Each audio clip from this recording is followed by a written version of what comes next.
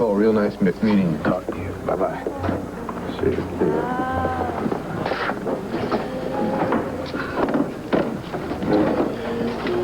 Harry, I really was just about to leave. Just hold on a minute.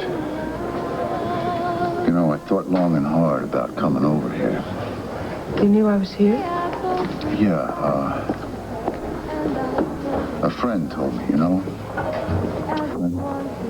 That policeman? Yeah, that policeman. That policeman worked overtime to find you. Find out if you were hurt. Find out if you've been attacked, killed. You know, we were panicked. You know, you walk in here like nothing had happened at all. Like just another night out with the gang. Eric, please Did you ever hear the telephone? It's going to be the way it is. It's always going to be like this. You just don't care about anybody else. You do what you like. No, Harry, you don't understand. Do you remember the conversation we had in the car before we got went off the road there the other night? Your little fantasy. Remember you talked about how it was going to be on the beach? The fireplace. And the carousel. Your own little carousel. Those are your words.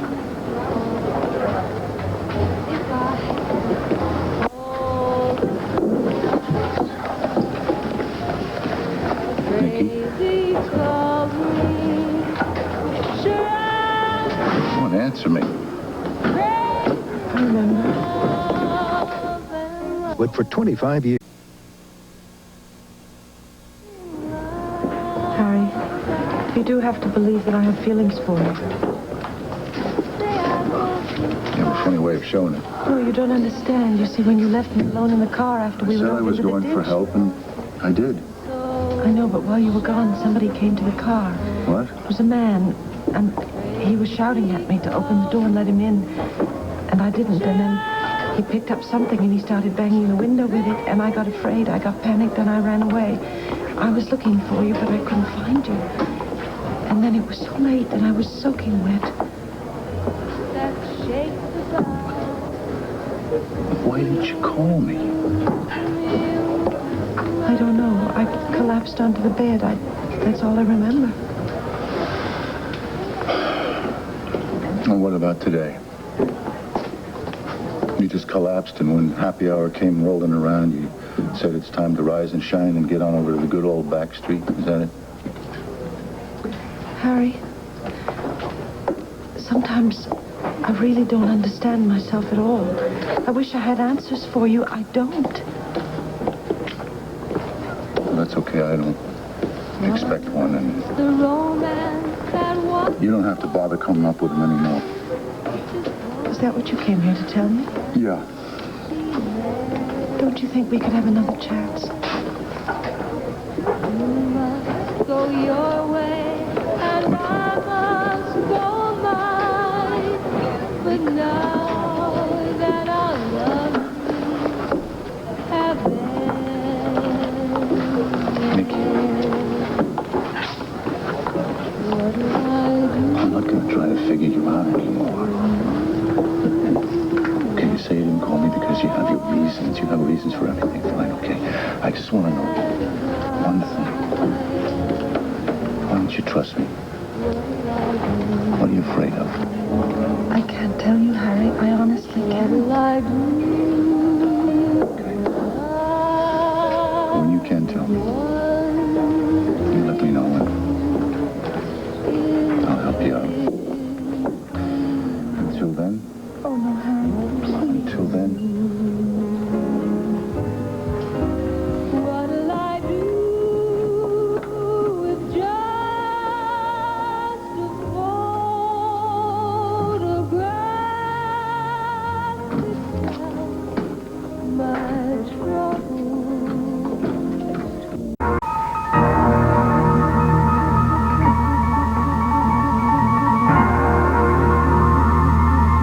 I'm sorry, I really am. I never intended for you to see this. Oh, really? Then why did you leave it in plain sight? Because it had just been put in the frame. I didn't have time to remove it when you arrived. You are simply not capable of telling the truth, are you? You go to all the trouble of having me cropped out of the picture. You have it framed. You set it out there on public display. I and then you didn't blindly go on to say you didn't mean for me to see it. Vicky, I have a right. You have a right to to push me to the wall. You have a right to throw your dirty little accusations in my face time and again. Breakfast. I'm very, very tired, and I have so much on my mind, the trip and everything. What was on your mind that made you miss that meeting with Briggs down at the paper? Briggs? Briggs, yes. But did you forget about that? No, of course I didn't. Well, where were you? Vicky, where have you been all evening? Please stop attacking me. No, I'm not attacking. I'm just trying to find out what's going on here. You know, Briggs called me tonight. The man was going nuts, and then, before you know it, I was going nuts. It was like an instant replay of last night. I'm running all over this town trying to find out where you are. Now, where were you? I'm terribly sorry if you and Briggs were upset. But there's really nothing I can do about that. You see, I had a very important legal meeting with Herb, and that's really all I can think about right now, Bo. That's a cop-out. Bo! No, I'm sorry, Vicky, but I'm just very worried about you right now.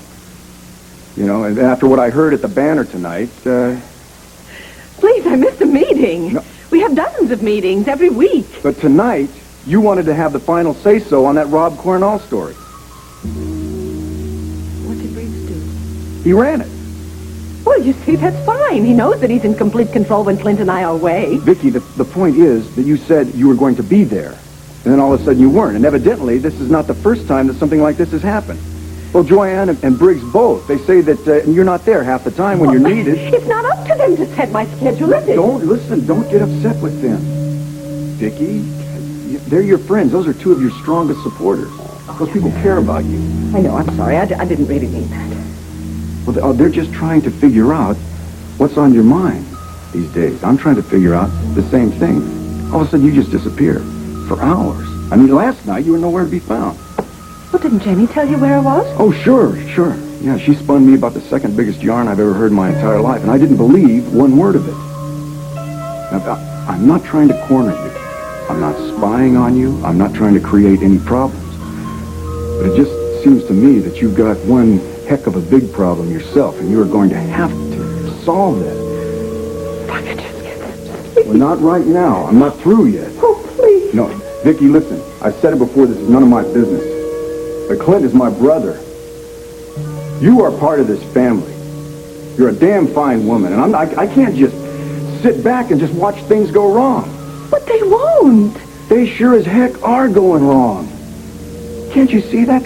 That's why Clint's in a tailspin. He doesn't know whether he's up or down. Now, when you just all of a sudden disappear like this, I mean, why does that happen? Where do you go?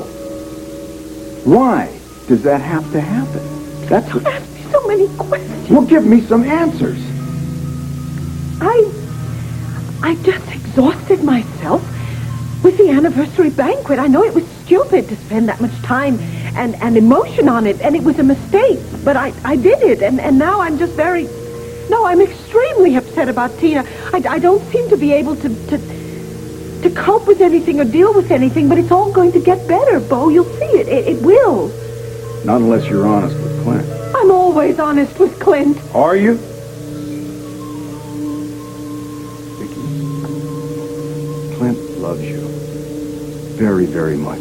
Now, I don't know if this problem, if it's a matter of fatigue, I don't know if it's depression, I don't know what it is, but you just don't seem to be able to fight this on your own. You have to have help. So please, just be honest with Clint. It's not fair to him either to be groping around in the dark trying to look for some kind of a clue as to what's happening to you. So please, be honest with Clint for both your sakes. I'll try. You'll try. Well, I'm going to see him tomorrow, and we'll have a lovely few days together. And I'll try. And that's all I can promise you. Vicky, I think you have to do a little more than just try. And I think you know that just as well as I do. Good night.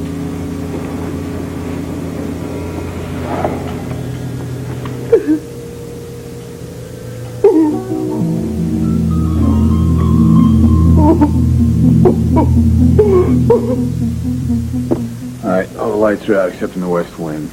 That's where Bo is. He must still be awake. So Vicky must be in bed then, huh? I always told you she gets her beauty rest. Yeah, well, she's going to be in a little turmoil tonight, don't you think, wondering what went on? I guess so. How far is her bedroom from the west wing? It's clear on the other side of the house. So we can't see it from here? Not even with binoculars. Get with it, will you? What? Look, first you tell me to wait, now you tell me to get with it. Look, we're running out of time. We got work to do here. Oh, I see your brilliant idea. You going to tell me what it is if you have one?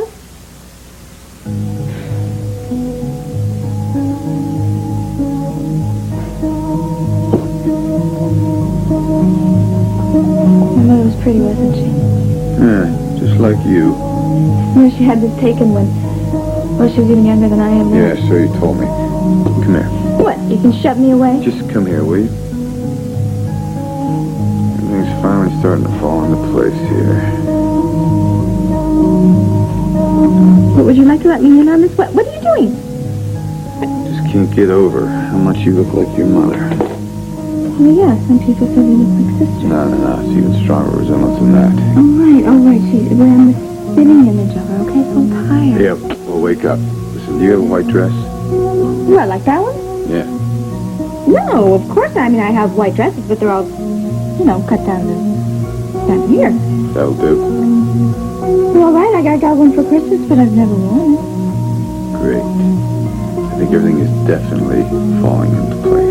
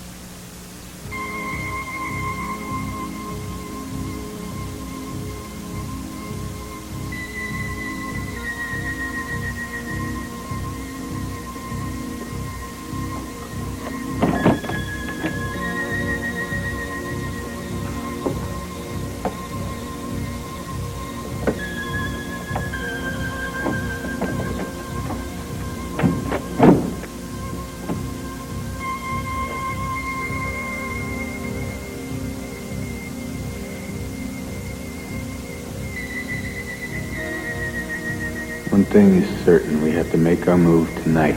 The last thing we need is for Vicky to go out to Arizona and have Clint put her back together. If he does, that'll ruin our chance for sure. Let's do it for us.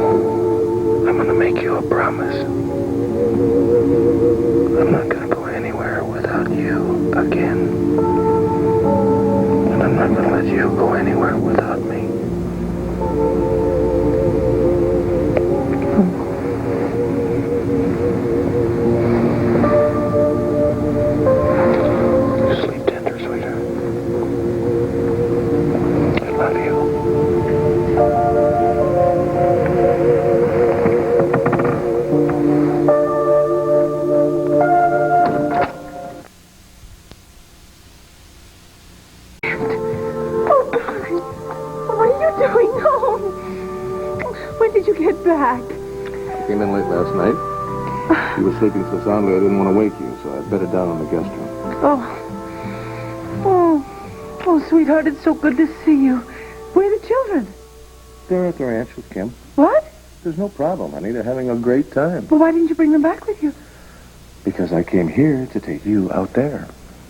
How sweet. What brought this on? Just wanted to make sure you got on the plane. But of course I'm going to get on the plane. I'm all packed. I'm ready to go. You know, I made myself a promise last night.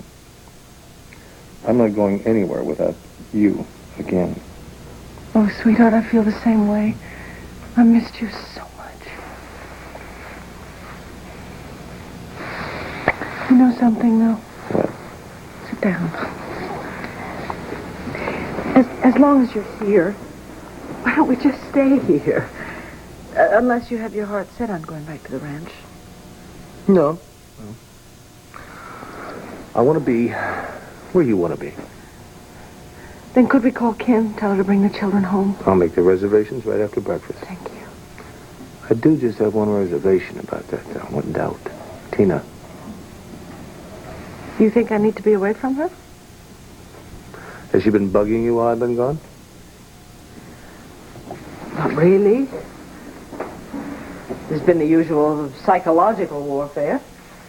She arranged it so that I would happen to see a photograph of my father and her mother. Oh, terrific. Well, I overreacted enormously, and I got so ashamed of myself afterwards. When did all this take place? Yesterday in the afternoon. It was about 5 o'clock, I think. Before you lost your keys? How did you know about that?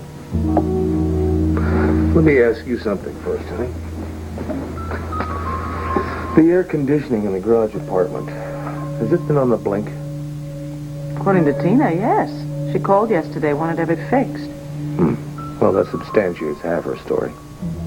Story? Why, have you seen her since you got back? She was here when I came in last night. She was standing right here. She was wearing a nightgown. Can you beat that? I don't understand. Why? Well, she said it was stuffy in the garage apartment, and she walked outside to get some air, and she found your keys, and she was returning them. Are those your keys?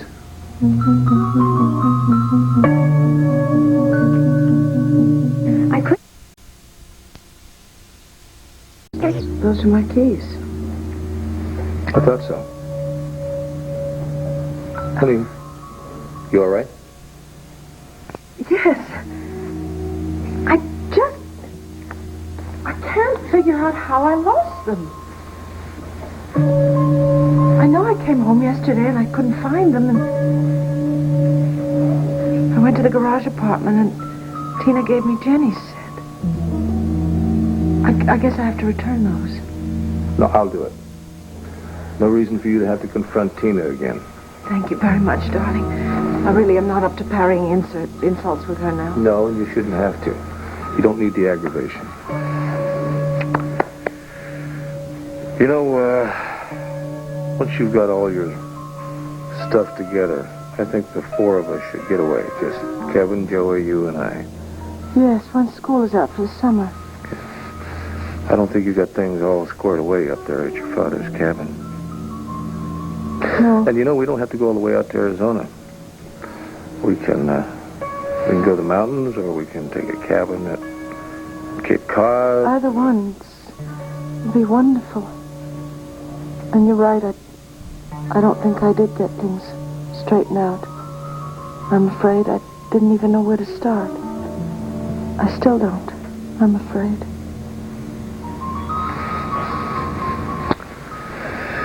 Well, I got an idea of where to start. And I'm going to do it right now. You stay right here, because I am going to be right back.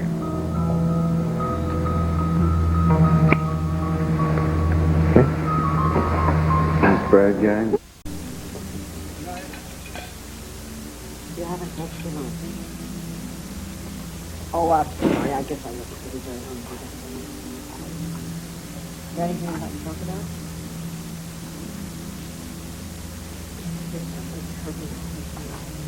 All right, we will find out what it is. But how? I'm so tired and confused. First of all, Did you go and see a doctor after the night that you disappeared in the storm after we had our conversation? Yes. I went to the doctor, had a checkup. There's absolutely nothing wrong with Mr. Vicky. But Jenny, yesterday, I lost half a day. I don't know what happened. I don't know where I went, and I don't know what I did. All I know is that I have never been so frightened in my whole life. I don't know where to go, who to talk to. Oh, Jenny, help me. Please help me. So why are you doing this? You know why. Would you tell me what is going on? You are being evicted. That's what's going on. You can't be serious. Really? These suitcases look like I'm fooling around? But I am not leaving this apartment. No? Well, now that sounds like a challenge.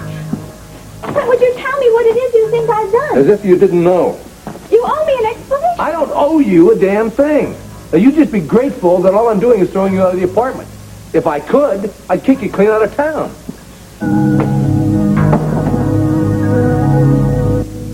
So would you tell me what it is that I'm supposed to have done? Oh, I just love your mock innocence. Really, I mean, you are very good at it. But now you can just take your little act on the road. Look, I am trying to be serious. And I'm not? Huh? Look, let me lay it out for you. Come here. Let's start with this. It is a picture of my mother and my father. Father? No. You can delude yourself all you want to, but Victor Lord is not your father. Now, you can't prove that, and you never will. But yet you take advantage of every opportunity to torment my wife. No, it is your wife who is tormenting me. Is that a fact? Really? Take a look at that. Here. You ever notice what a striking resemblance you bear to your mother?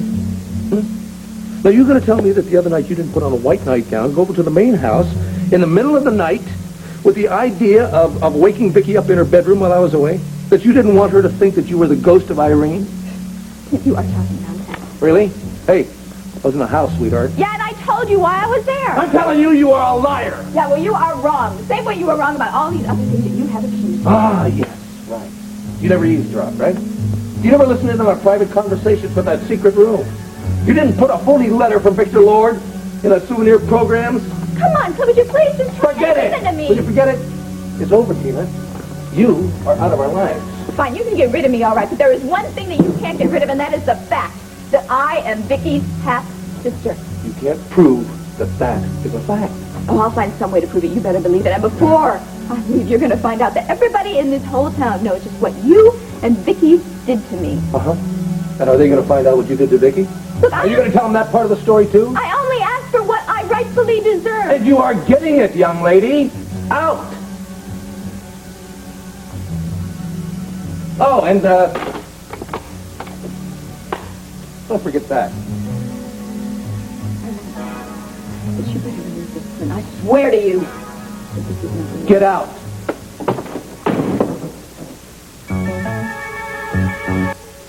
I'm not qualified, and I think what the best thing for us to do is go and get some professional help. I can't risk that. I can't. I have to rely on you. We are talking about a very serious mental disorder. I know that. And you know what would happen if it got out that I was in treatment again? There would be a scandal that would shame my family. No, your family and friends are going to support you because they love you so much. Jenny, the last time this happened to me, they put me away in a sanitarium. I can't risk that again. But I am only a psychiatric nurse. No, you're my friend. And Clint is your friend as well as your husband. You can confide in him. Vicky, he loves you so much, and he knows what kind of stress you've been under the past couple of months. I know. He's suffering as much as I am, but I can't disillusion him like that. Besides, I really feel very confident that I can control it myself with your help. Okay. I will help you. I will help you in every way I can. Thank you. Come on. I just want you to understand that maybe sometime in the future we'll have to go to somebody that's a little more qualified. Well, I pray that that'll never be necessary. So do I.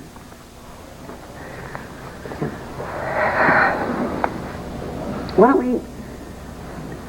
don't we start right now? Why don't you tell me everything you know about this secondary personality? The only thing I know about Nikki Smith is what I was told by my psychiatrist when I was in therapy. Fine, so we will start right there. Something wrong? No, darling, why? Well, you girls just seemed to clam up when you saw me coming. Oh, no. I was just surprised to see you. I thought you were at your office. No, it was a far, far better thing I was doing than being at my office. I just threw Tina out of the garage apartment. Oh, well, thank you, Clint. Thank you. Yeah, you couldn't have made me happier. Well, it was overdue. It was something I should have done a long time ago. It just finally hit me that things aren't going to get back to normal around here as long as she's on the property. I guess I should be relieved. I'm just afraid that she'll find some way to strike back. Honey, she can strike back till she's blue in the face, but she can do it from a distance. But you know how vindictive she can be. Well, then we'll get it hearsay instead of a direct attack. I hope it works out for the best. Tina, what on earth did you do to cause such an uproar? Oh, Dorian, nothing. Absolutely nothing. Oh, Tina, I know Clint too well. He wouldn't throw you bodily off the grounds unless he had a very good reason. Look, it all began yesterday when Vicky saw that photo. The picture you just mentioned of your mother and Victor? Yes. I admit it was rather prominently displayed, but I had no idea she was going to come over. I didn't intend for her to see it, and she just came right over, and there it was. Look, she came over to check something about the air conditioning, all right? And then before I realized that she was in the door, and then I realized that the picture was out there, and so I ran to go turn it face down, but she got there before I did, and she saw it. Then she started making all these accusations at me, saying that how could I hate her so much to show this to her, and then she was furious. She threw it into the fireplace, and then she ran out in tears. And obviously she ran back to the mansion and cried in Clint's arms. But surely that's not enough reason to evict me. Yeah, but then Clint kind of put it together with, well, my showing up at the mansion last night. You see, Vicky had lost her keys. So when I found them, I knew how frazzled she was about it, so I just ran over there in my nightgown. And I was on my way upstairs to tell her when Clint suddenly, he just barged in there, and he started making all these terrible accusations, too, and he just wouldn't listen to anything I say. He demanded an explanation, and then he wouldn't even listen to it. Tina, there's something missing. First of all, what is it that Clint was accusing you of? You're not going to believe this. He said that I put on a white gown and deliberately tried to make myself look like my dead mother's ghost. Oh, come on. That really is stretching the imagination. Clint must be under a lot of stress himself these days. Yeah, I guess so, but I tell you, I can't take it anymore. I just can't. No, and who in the world could blame you? You're being treated dreadfully. Imagine being thrown off the mansion grounds on such a flimsy pretext. Now, we're going to see to it that they don't persecute you like this anymore, because what is the reason for it? So that Vicky can continue living this fantasy that her father was a perfect man? Oh, Dorian, thank you so much for listening to me, for hearing me out. I feel so much better. I'm doing more than just listening to you. I'm going to put a stop to it. Oh. I don't know quite yet. But believe me, I'm going to help you get what is yours. Because we'll have some privacy here. Do you mind if I tape our conversation? No, I guess not. No. I'm a little nervous about that, but I have to do it. That's all. It's going to be fine. Yeah. All right. Now, you told me that you, as Vicky, were never aware of the Nikki personality, and you never knew when she was going to emerge and dominate. But you did learn a lot about her through your past therapy. Mm-hmm. Why don't you tell me what she was like? Okay. Apparently she was the polar opposite of me. She wore a very cheap blonde wig. She dressed outrageously, and she used to go and hang out in bars and saloons. Do you know which bars? Yes. Apparently she spent a lot of time in a place called Ernie's Bar. You see, the thing is that I never knew what her movements were, but she was always completely aware of mine. Well, that is a very classic symptom with dual personality cases. Sometimes the secondary personality even tries to dominate. Do you know if that ever happened to you? Yes, it did. Apparently, Nikki wanted to control my life completely. And so she used to do things to make me feel weak and to make me feel insecure. Like what? She would send me threatening notes. She would print them in a sort of a very childish scrawl. And they said hateful things. They terrified me. Have you gotten any of those recently? No, I haven't. That's why I find it hard to believe that Nikki is back, but at the same time, there have been all the other things.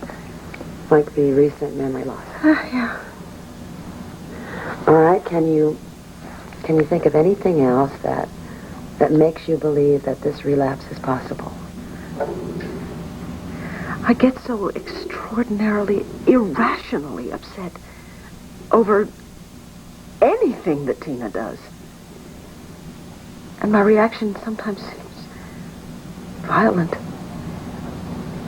And then I've gone out for a drive or for a walk and I completely lose track of time.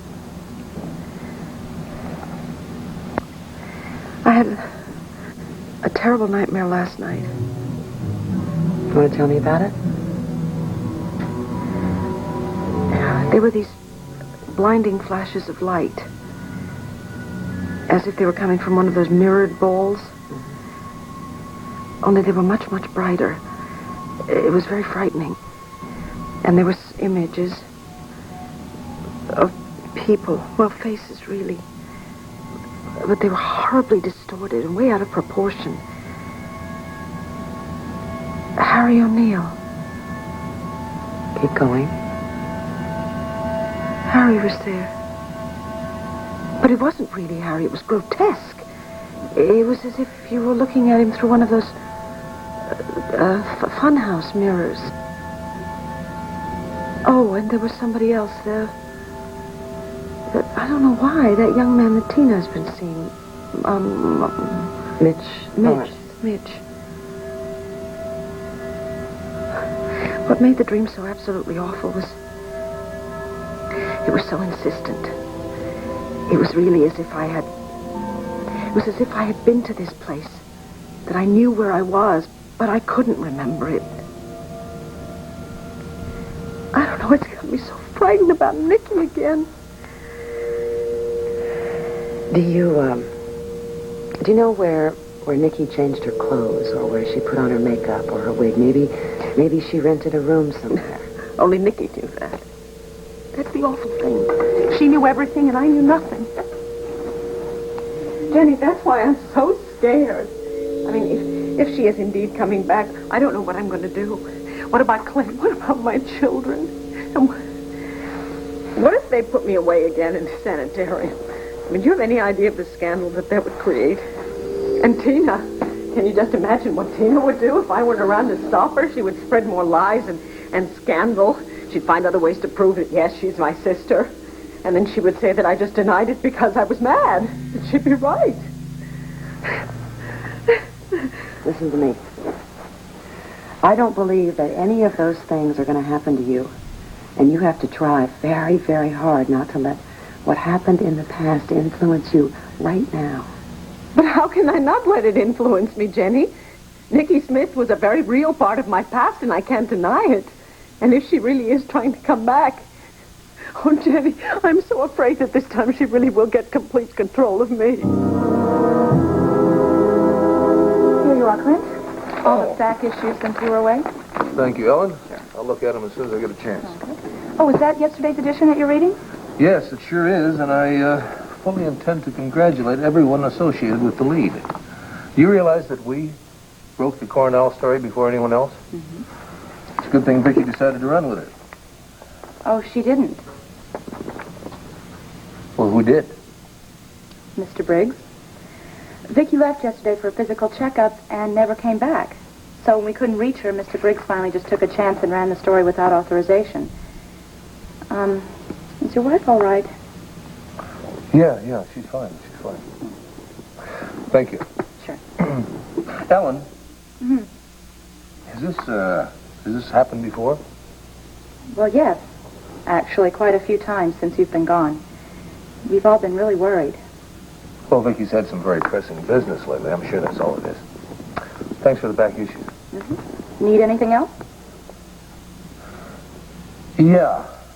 Yes, would you call Briggs and tell him that everything we discussed in the late edition to just go ahead with it? Sure. I'll be at the house if you need me. Okay. I'm fine now. We can go on. I'm really sorry. All right, now we were talking about Nikki and what she was like, what she looked like, where she went. And now I think it's important that we talk about you and what was happening to you during that time in your life. Oh. I don't know. I was very unsure about everything then. I don't think I really understood what was happening half the time. There was a lot of pressure on me. From Nikki, I guess. And also from my father. And he was aware of your illness? Yes, oh yeah. He couldn't deal with it at all. My father was a man who despised weakness. Is that the way he saw your condition?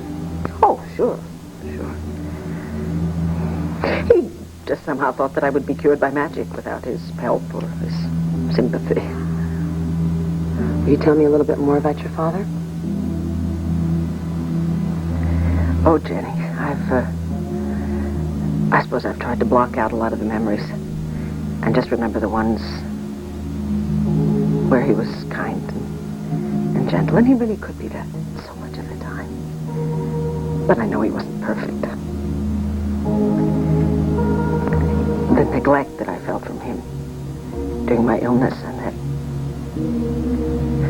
terror of being so all alone, that is something that I have with me to this day. Do you think that's one of the main reasons why you're so scared about the possibility of going back to a sanitarium? I think so, sure. I think so. I mean, I know it's unreasonable because I certainly know the value of psychiatric health. But the thought of being put away again and being so completely alone. It's dreadful. I just don't understand it myself. But you understand, Vicki, that the feelings you have right now stem from the attitude of your father. I do. I just can't fathom it. Jenny, please promise me something. Promise me you won't let Nikki Smith come out again. Do whatever you have to. Follow me all the time, but please don't let her come out again. If the worst should happen, and if she does, then promise me you'll help me stop her. You're the only one I know with the strength to help me. I am going to do everything I can. But the main thing, the most important thing is you can't be afraid of this. We are going to work on it together, all right? And you're going to have to face some things that maybe you've been resisting. And I can already see now that you're ready to do that. Oh. Just a few minutes ago, Vicki, you admitted to me that your father wasn't perfect. Now, I think that's progress. Well, I don't know that that's true. I mean, I can't be sure. After all, he was the one who was strong. I was weak. You are not. You are not weak. Right now, you just believe that you are. And we're going to find out why. You are a very strong person, Vicki. You defeated Nikki once, and you're going to be able to do it again.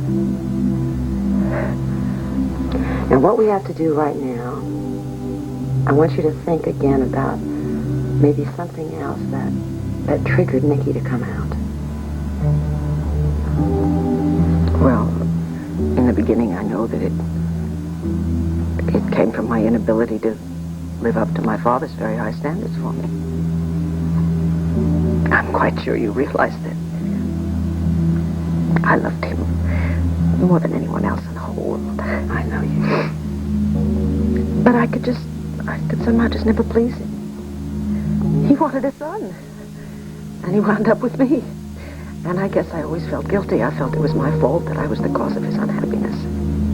When I was a very little girl, I used to do just about anything I could think of just to get him to smile at me.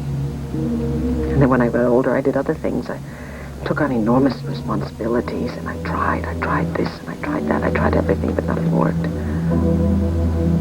It's funny when I think what one smile from him could have meant. All right, now you said that in the beginning, the reason that Nikki came out was because of your inability to live up to your father's standards.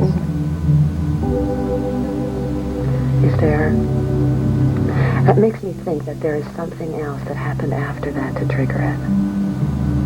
Well, afterwards, I think it was always the letters. The letters from Nikki. Oh, Jenny. I would just stare at them and I could really feel that I was just losing my center. Did you keep any of those? I think I have some, yes. Along with a journal that I tried to keep. Good. Good. I think it would be good if I could look over them. Yes, I'll get them from the house. Vicki, I want to ask you one more thing. What? In the case history that I was talking to you about before, the patient, she had a very deep personal secret that she was keeping to herself. It was so terrible that the only way she could repress the secret was by letting another personality emerge. Do you have a secret that maybe you're keeping right now?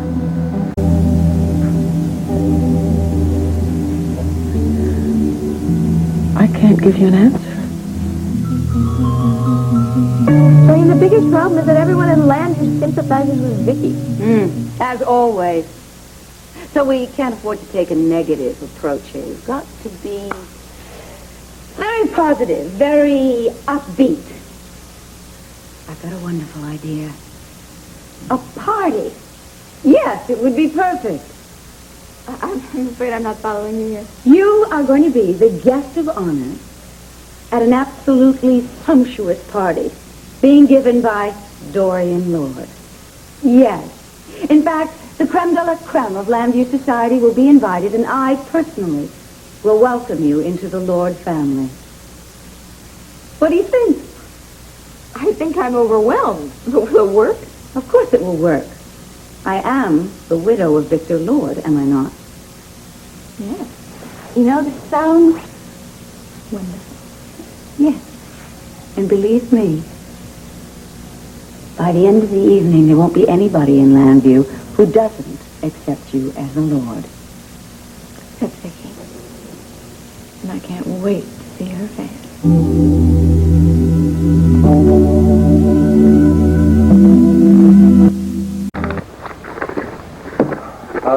Good, you're home.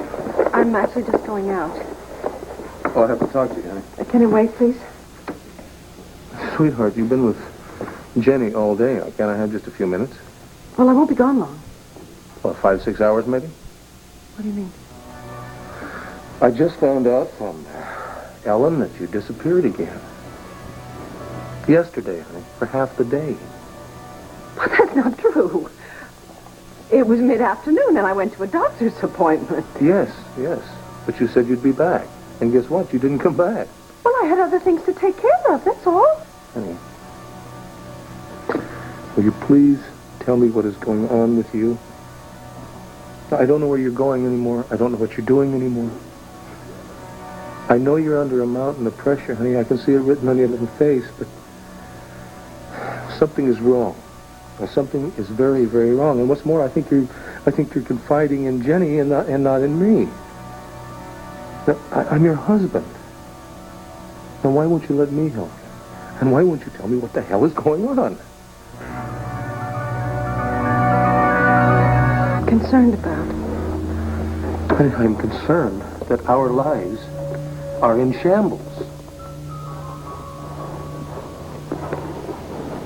It has to do with a friend I'm helping. A friend? You mean Jenny? No, it's not Jenny, but she's agreed to help, too. Helping who? Honey, what are you talking about? I have a friend. I can't tell you who she is, but she's in terrible trouble. And you've been helping this friend, is that it? For quite some time. I see. For all these weeks. Through all these, disappearances. No. A lot of the time I had to go to perfectly legitimate places, and I had perfectly reasonable explanations, but you just jumped out of conclusions. Yeah. Why don't you just tell me who this friend is? I can't. Why? I've been sworn to secrecy. Why? Honey, if I told you that, I'd be telling you too much. I can't. I see. So instead you just choose to tell me not enough. Please just believe me. I want to believe you, but I don't know what the hell is going on around here. Don't be angry with you. Don't. I'm supposed to remain calm, cool, and collected when my wife tells me that the most important thing in her life right now is some friend, someone who is so important to her that she what? She forgets about her job at the Banner. She misses appointments. She takes off for who knows where without any explanation, ignores responsibilities and forgets her husband, and you tell me don't be angry? I haven't forgotten you. Oh, sweetheart. I've never forgotten you. I'm sorry. I'm really sorry. The thing is, it'll all be over soon. And then I can explain it to you. And you really will understand it. I promise you.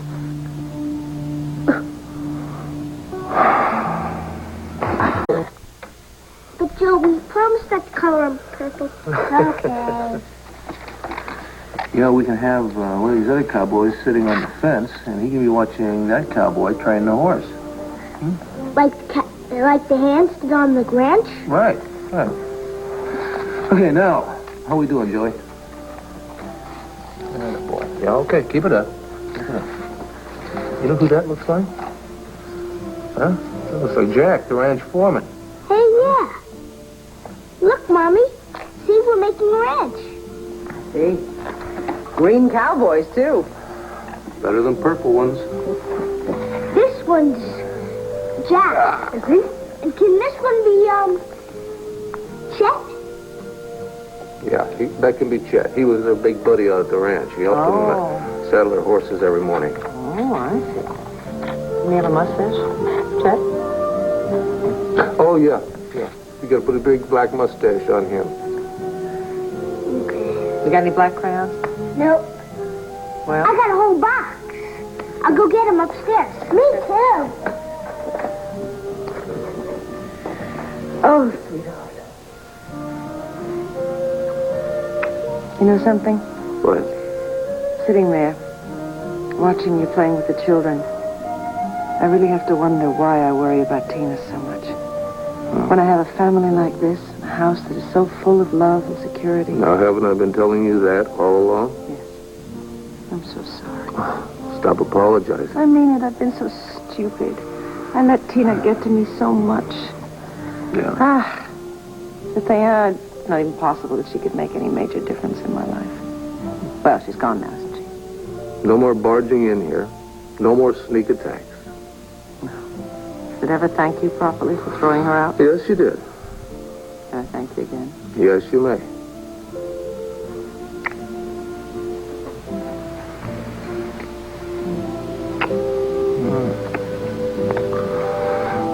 Nonverbal communication. I always did like that kind the best. You know, after the... I get to put Chet's mustache on. I want to. All right, I'll tell you what. You put Jet's mustache on, and Jack can have a mustache, too. And I don't think Jack will mind that much. Wonderful. You two really had a great time with Daddy at the ranch, didn't you? Did you? Yeah. I thought so. Can we go back? Well, we've been talking about that, son. Maybe later this summer. You know what it is now, though, don't you? 8:30, bedtime. Uh-oh. 5 more minutes? 5 more minutes. When have I ever heard that before? I tell you what, I'll make a deal with you. If I let you stay up 5 more minutes, then in 5 minutes when I say it's bedtime, no arguments, right? Right to bed. Okay. Okay. Okay? Okay. Okay. Come on, sweetheart, I'm going to give you some coffee. You're good at that. There's a future for you in that. Good. Pushover. Yeah, I know. I'm a terrible mother. No, you are a wonderful, charming, caring mother. Thank you, my darling. How'd you like to go pub crawling with me tomorrow night? Pub crawling? Well, I guess you can't really call it pub crawling if you just go to one place, right? Oh. Asa is opening the back street again. Asa? Mm-hmm. About a half interest in it. He's going to be partners with Clover Wild. Clover Wild? Oh. Boy, I guess I shouldn't be surprised at anything Asa does, but Clover Wild? Well, I don't know what makes him tick either, honey, and he's only my father, you know. There must be a method to his madness. Mm-hmm. Or madness to his method. Maybe there's oil under the place. Probably. Anyway, What? would you be my date tomorrow night? I would be honored to be. So, as long as you are taking the night home tomorrow night, at the very least I would give you that.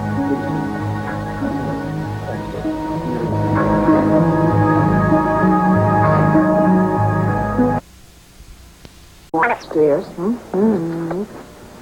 Now I'm going to put the cowboys to bed. Okay. Good night, guys. Guess what? Time's up. Oh, Mom. Okay, I'll tell you what. I'm going to lock up the house, all right? You children put these things away, and I'll be right back. Okay? Mm-hmm.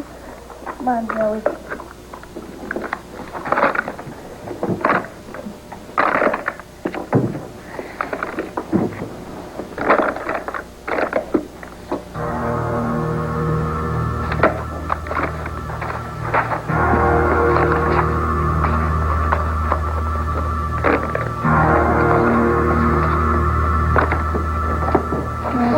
I've never known you to forget. I know, but if I didn't check, I'd lie awake half the night thinking, did I lock the doors? I locked the doors. See? What I tell you? Boy, they did some job of cleaning up. Well, they made a pass. Oh, I know. I wasn't to start in the right direction. Anyway, look. Honey, We had that. can we just leave this? I'll make sure they do it in the morning. Okay. Before they go to school. I really should straighten up this Woman, desk, shouldn't will I? you come to bed? Hmm? Oh. All right, you talk to me. All right.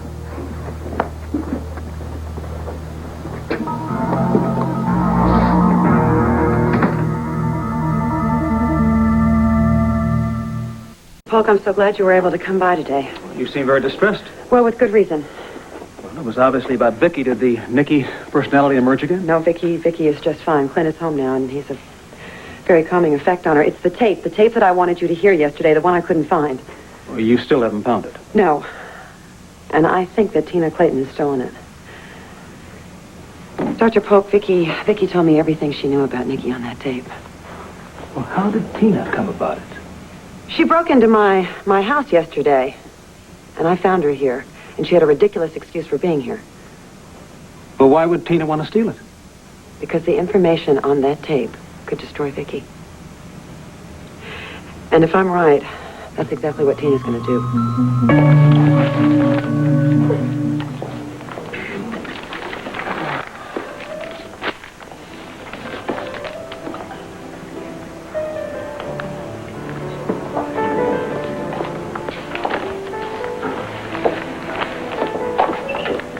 Hello there.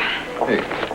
3 guesses who all these are from, huh? Jenny must have called my room every hour on the hour, which means she knows the tape is missing. Look, I offered to return it for you, didn't I? Oh, yeah, that would be just great. She wakes up in the middle of the night, and there you are in her living room. You couldn't explain it. What am I going to do, Mitch? Calm down. Stuart, stop worrying about Jenny. We got more important things to think about here. More important things. Personally, I can't think of anything more important than my head being on the chopping block, but please, you just go right ahead. Thank you. Look, if my calculations are correct, Vicky's about to flip into Nicky any moment now. Why? What did you do that I didn't know about? We both agreed all we had to do was give her a little shove, right, to push her over the edge? No, you didn't. Mitch, you didn't give her that funny letter from Nicky, did you?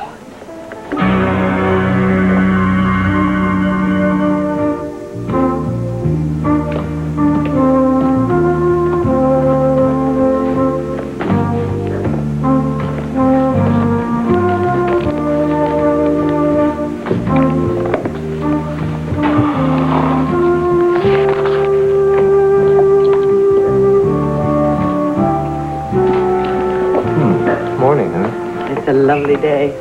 Beautiful. I woke up this morning feeling I could take on the whole world. Yeah? And you know why. I have a pretty good idea. I had such a nice evening last night, spending it with you and the children. Yeah? Well, you know, What? I kind of enjoyed that myself. Did you? But my favorite part was when we finally tucked the kids into bed, and I got to spend some time alone with my wife. What a coincidence. That was my favorite part, too. What you reading? A brilliant article on the need for affordable housing by Victoria Lord Buchanan. Oh, her. I hear all she ever does is work, work, work. Is that right? Mm-hmm. I hear that she is a genius at mixing marriage and a career. Oh, really? Mm-hmm. In fact, they say her husband is one happy fella.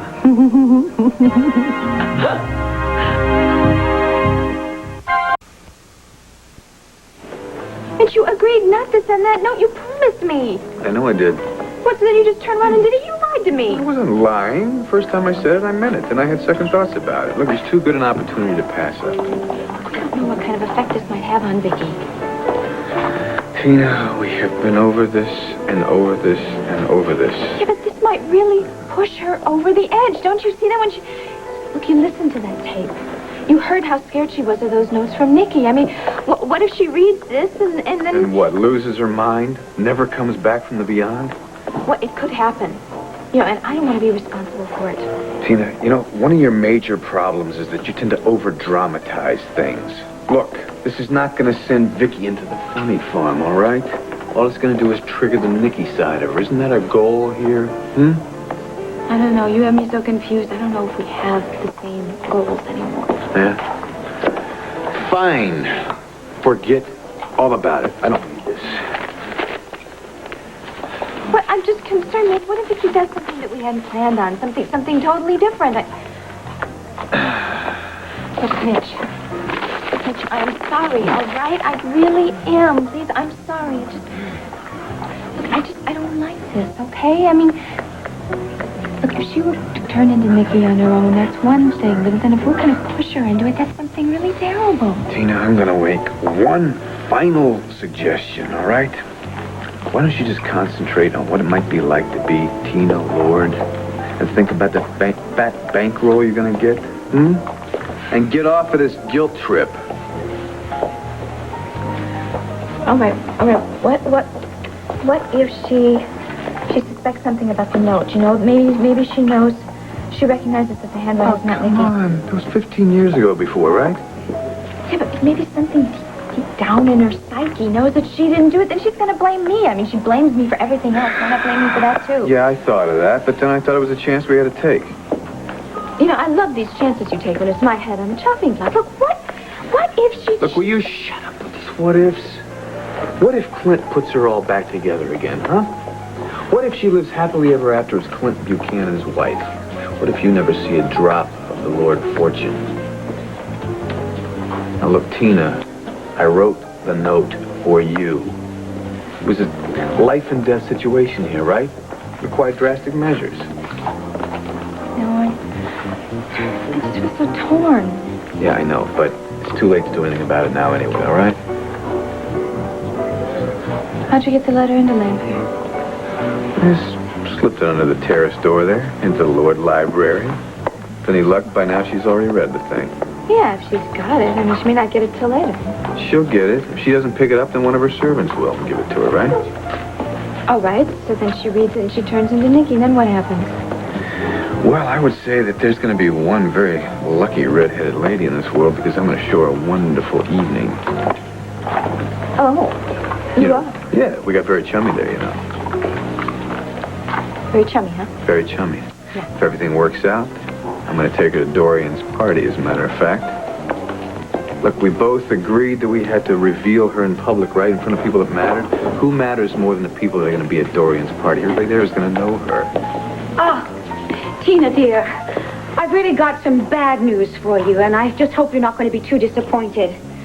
Well, what is it, Doreen? Please, I'm so very, very sorry, but I'm going to have to cancel your party.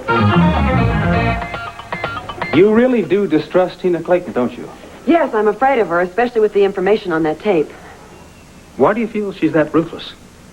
Because ever since Tina has started this campaign to become Victor Lord's daughter, to be acknowledged as Victor Lord's daughter, she is out to ruin Vicky's life. Well, what about Vicky? Has she tried to defuse the situation? Vicky has done everything she possibly can. She's been kind and generous. And with Tina, it is a waste of time. Tina has a one-track mind. And Tina will do anything that it takes to get what she thinks she deserves. Including using the tape, if she has it. Oh, she's got the tape all right. Well, look, then. For Vicky's sake, you've got to go to Tina and make her act reasonably. Demand the tape back. Let her know that how difficult it would be for Vicky. No, I can't do that. I can't do that. Tina, you can't reason with Tina. Tina is not just out to do something detrimental to Vicky. She is out to destroy her life. And Tina feels that Vicky is going to destroy every chance she has of being acknowledged as Victor Lord's daughter and every chance she has to claim part of the Lord estate. Has she a legitimate claim? Victor supposedly wrote this letter to Vicky saying that Tina was in fact his daughter, and the Buchanans had it examined by an expert, and the expert said that it was forgery, but of course Tina is not going to believe that. Tina is going to do anything she publicly can to be acknowledged as Victor's daughter. This whole situation is very dangerous. I mean, that tape appears to be a guidebook to Vicky's mental problems. And Tina is going to use this as an opportunity to ruin Vicky's life. You're going to have to tell Vicky the whole story. No, I can't do that because Vicky is in a very stable frame of mind right now, and I don't want to upset her at all. Well, there's no other option.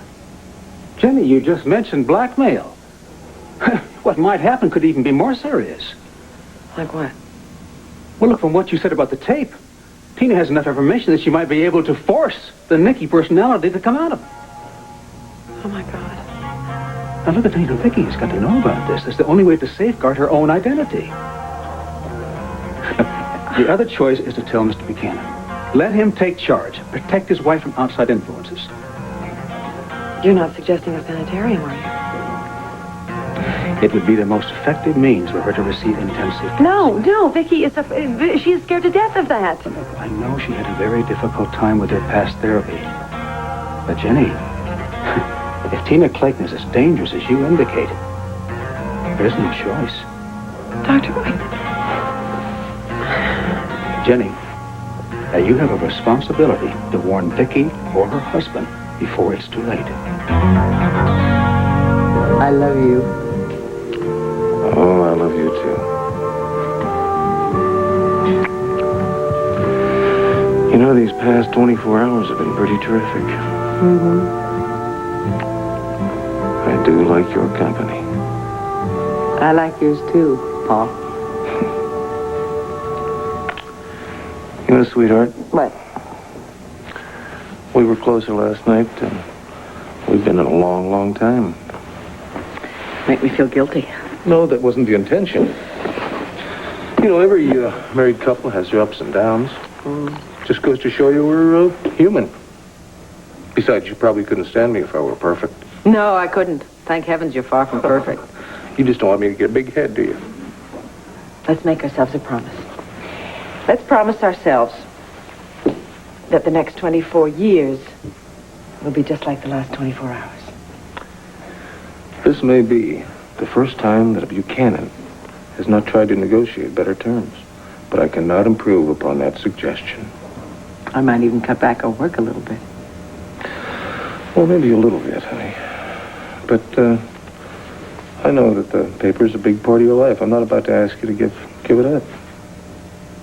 Besides, the paper's a big part of our marriage. It was the banner that brought us together, remember? Mm. Besides, and this may come as a little bit of a surprise to you, I kind of enjoy working with my wife. You're one heck of a newspaper lady. If we don't stop this avalanche of compliments, we're both going to get swelled heads. So I think we should just go to the banner and let Briggs bring us down a peg or two. All right. Here we go. Oh, dear. What?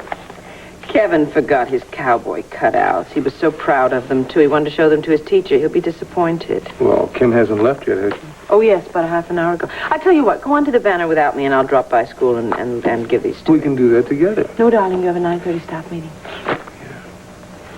See you at the office. Bye. Bye.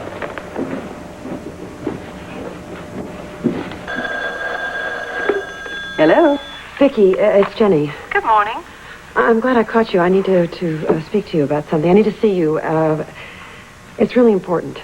Oh, well, I'm actually just on my way out. Well, please, can you just wait until I get there? I'll be right over. Feel beautiful. You can't cancel the party. Excuse me, young man, but we haven't met as yet. And even if we had, who are you to tell me what to do? Oh, I'm sorry. Dorian, this is Mitch Lawrence. Mitch, Dorian Lord, he's helping me with my problems, too. Oh. Yeah. And Tina's been counting on this. It means a lot to her. Oh, it's all right. What do you mean? You've been counting on us for a long time. Look, you know how important this is to her. How long she's been waiting to be an official member of the Lord family. Yes, but this party was intended as a grand affair. Instead, it's turned into a non-event. I've gotten regrets from all of the guests that really matter. Yeah, but you've got all kinds of important friends, don't you? Apparently, they're all fair-weather friends. But if anybody thinks an invitation from me can be ignored, believe me, they're mistaken. Excuse me. Tina, I cannot stress how very, very sorry I am. But don't despair. I'll reschedule the party for a couple of months from now, and I won't publicize its purpose, and I'll make sure the invitations are sent out far in advance. Oh, that's all right, Dorian. At least we tried. Yes, indeed, we did, didn't we? Wait a second. You've been depending on this for a long time, Tina. It's not the end of the world. Now, next time I promise you, everybody who is anybody in this town will be there. And when I acknowledge you as Tina Lord, my stepdaughter, it's going to be a momentous occasion. Oh, Dorian, thank you. Thank you very much, and I really appreciate it. It's just that maybe, I don't know, maybe this is all for the best. For the best? I put my social status on the line for you, and I lost. Once again, Vicky has come out on top. Do you still want to say it was all for the best? Dorian, please, I'm sorry. You know this. Well, it's just annoying. I'm sorry. Once again, Vicky has managed to generate an absolute torrent of sympathy, and I turn out looking like the Wicked Witch of the North. It's very annoying. Because what am I doing here? I am simply trying to extend a helping hand to a poor, defenseless orphan. Oh, I know, Dorian, I know. And believe me, I think it was a wonderful, generous idea. Yeah. You're jumping the gun here. So what, you had a few cancellations. There's going to be plenty of people there. I'm sorry, but no. Oh, I just realized. I have a spot on the show about this party. I've got to go and scrub it. Excuse me. Oh, of course. Oh, no. Well, there goes our perfect opportunity right down the drain. Now, if Vicky flips out, what are we going to do? Have no place to show her off, right? Well, even if she does change into Nikki, then you have to follow her. I don't even know how you're going to track her down. It's not a problem. I know where to find her. What, back street? Yeah, she hangs out there all the time. Listen, I want you to get over to Jenny's. Take that tape back. Too sweet, all right? What am I going to say to her? I don't know what you say. Just make something up. Be very creative, right? Tell her you took some of the wrong tape. I don't know.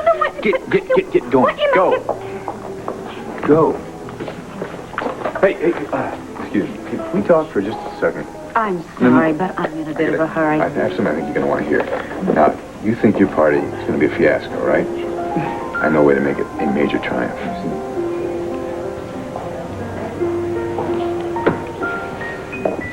Well, yeah, I thought it was a good piece of detective work. Yeah, you think we should present it to the IAS, The what? the International Association of Sleuths? Yeah, I definitely think we ought to do that. Yeah. You don't believe me, but if you come with me to the conference this year, it's in Tahiti. Hey, I'll go. Then you'll see it's true. Fine, let's go to Tahiti. You go to the conference. I'll hang out on the beach. Hi, Carla. How are you? Hi, how are you? Have a seat, please. Please sit down. Would you like some coffee or? Oh, no, thank you. I only have a minute, but I thought I would update you on the life and times of 410 Hollywood. Who would have believed a lady like that could have been a con artist? Hardly anyone, which is why the dear old thing was running jewel scams around the country year after year. And getting away with it, I take it, huh? Apparently. Of course, every once in a while she would get caught, but the judge would fall for that poor Dottie, little old lady routine. Let her off. And she was making a lot of money at this during it with the insurance companies and everything. Well, hopefully she won't be doing that anymore. We're going to see that she has help and that she stays away from hotels. What about her dog? I mean, did the dog get thrown in jail? Oh, yes. You didn't put that beautiful dog in the pound, No, did you? no. Cleo has been adopted by one of the desk sergeants. And his children promised to bring her up to know the difference between right and wrong. Oh, well, good. And to be a model citizen. No dog should be a fugitive from the law. Yeah, well, maybe that dog can go to Tahiti. I mean, not that I wouldn't be. Anyway, I do have to run. But I thought I would fill you in. Thank you. So long. Well, that Hortense, she sure had a lot of nerve, you know? Yeah, but shame on her for turning that dog to a life of crime. Yeah, well, the dog was just about to take our knees off at the kneecaps. You notice how he was staring at us right at that level there? No, I didn't. Oh, hey, the DA just went. Did you hear? Yeah, and it's all good. I have been totally exonerated from anything to do with the jewelry fraud. Oh, I'm so glad. Yeah. Oh. I know it was wrong holding out for that reward, but, you know, what can I tell you? You guys, I mean, I've really got to thank you for catching that old lady. I mean, I was the police's main suspect. Yeah. No problem. It was the least I could do. It was all in a day's work as manager. I needed to apprehend the criminal. Yeah, believe me. I mean, I thought that I might go to jail. I mean, that was punishment enough for me. Should have been. So, I'm going home broke, but at least I have my clear conscience. Yeah, it's a very valuable commodity. Well, good luck, Nick. Okay. Well, bye-bye. Thanks. Yeah. Oh, the hits just keep on coming. There's Dorian over there, a little nice cozy scene. I wonder. All right, did you see this? The new Backstreet Bar? Asa Buchanan just bought the place and a big opening tonight. Get your friends together, move your party there. No. You don't understand. No friends, no party, no nothing. The only people who are attending are my associate producer, my secretary, and 6 other people who don't matter whatsoever. Who cares? It doesn't matter who you bring. You're right, because the place is going to be packed with Buchanans, right? Look, what better place to introduce Tina as a member of the Lord family? Oh, there's a possibility. There's fantastic possibilities. Come on, do it. Not so fast. I mean, how do I know I can get reservations this late? Well, with your name and your influence? That's just the problem. Vicky is getting so much sympathy in all of this. I've turned into persona non grata. All right. I'll tell you what. I will take care of everything. I'll call up. I'll make the reservations under my name, all right? You won't have to lift a finger. I'll even hire limos for your friends, all right? That might work. Look, Buchanan's wall to wall, right?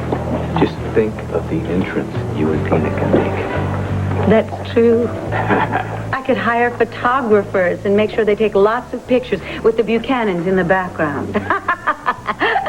Beautiful, huh? You like the idea? I like the idea. I love the idea. I adore the idea. I mean, to acknowledge Tina right there on what is practically Buchanan turf. Ow! You're a genius. I know. You know what? Why don't you call me at the studio and let me in on any last-minute details. And, don't tell Tina about this. I want this to be an absolute surprise to her. Promise? I promise. Good. Oh, I thought tonight was going to be a disaster, and now it's turned out to be absolute heaven. Oh, and I just thought of what the best part of it is. There's a very good chance, isn't there, that Vicky herself may show up.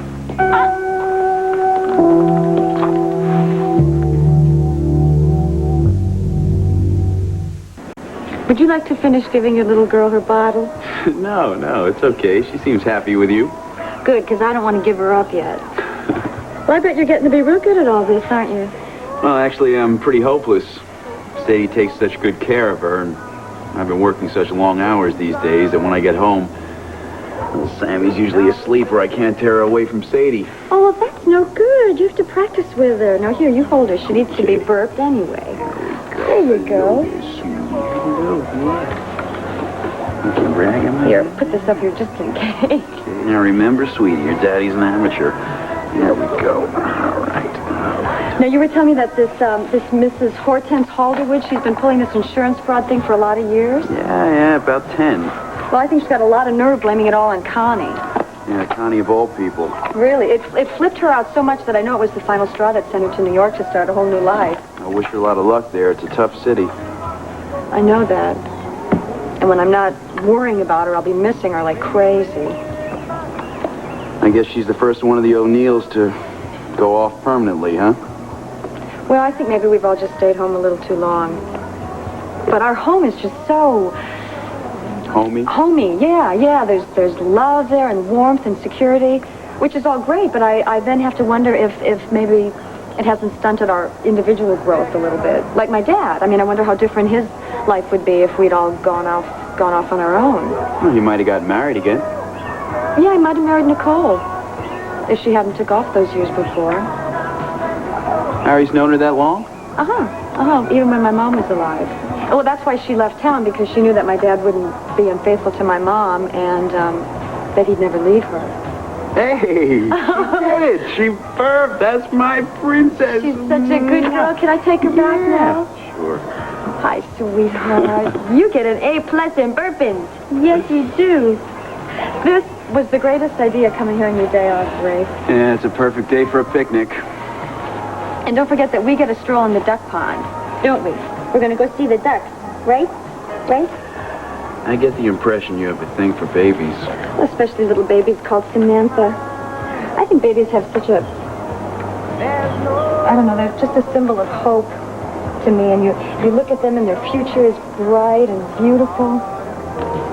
And then I look at my own future. Dee Dee, a person like you is bound to have a happy one. Well, you know, I think I'm going to take a good long look at myself like Connie did and find out what I'm going to do. But I know one thing. I want to do something for humanity. I want to make people's lives better. You will.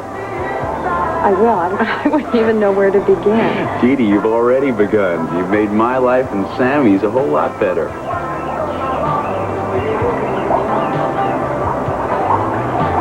Well, you finally got back to me. I called enough.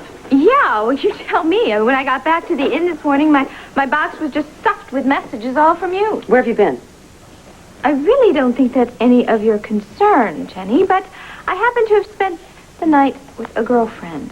Now, what is all this about? You really scared me with all these messages. Cut the act, Tina. You know exactly what's wrong. You came to my house yesterday, uninvited, and you stole a cassette tape. Why, I did no such thing. I didn't steal any tape.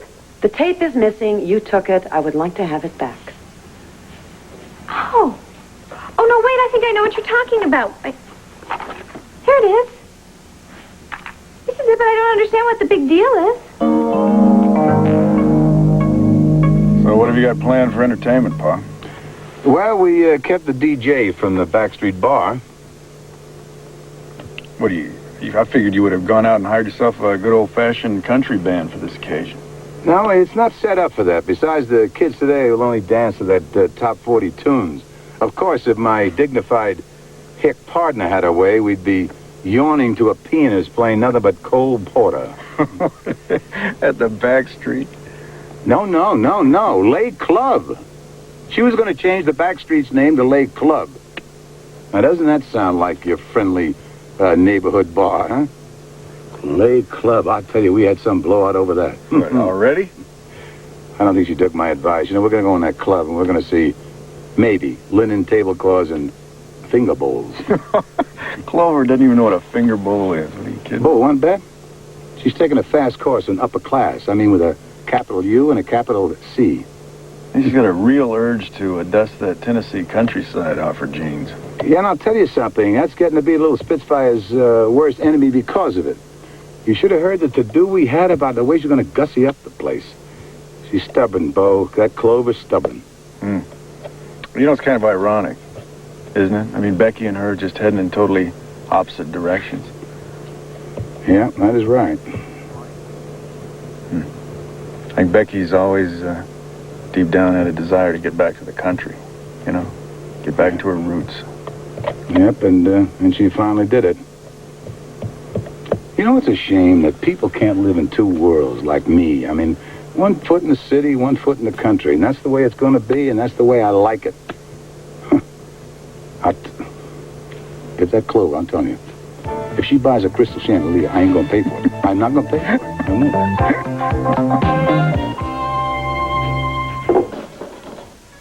Will you look at that? Russ, there is nips on every bit of this silverware. Nobody's ever complained before. Well, I'm complaining now. What do y'all use in your dishwasher anyway? Gravel? You don't like it, dump on the kitchen help. Hey, watch how you talk to me, okay? And will you please get a move on? I mean, we got lots of things to do around here. Man, I don't even know how we're going to be able to get opened up tonight. Did you talk to the chef about the new sauce? Yeah, the cook said he took... Hey, he's a chef. He said he can't make it.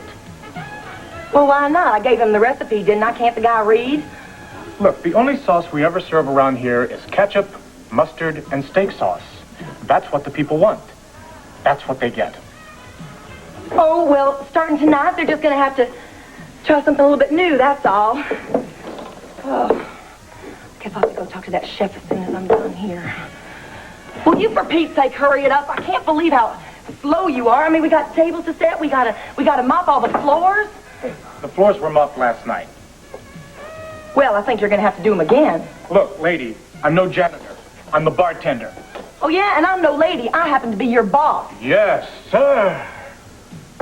You know, I am also Asa Buchanan's equal partner, all right? So you just put that in your pipe and smoke it. You know, I'm getting a little bit tired of this attitude that's treating me like I'm some kind of ignorant buffoon. And for a final time, will you please get moving? I can't believe you're about as fast as a mudslide. I am moving as fast as I can. If you don't like my speed, do it yourself. Yeah, I think I will. Darn right I will. Just give me that... Look what you did! I did. Oh, what are we going to do now? This place is never going to get opened up in time. Backstreet. Hi, listen, I'm looking for Nicole Smith. She around there by any chance? No, I'm sorry she's not. And we are closed today until 5:30. You want me to take a message for you? No.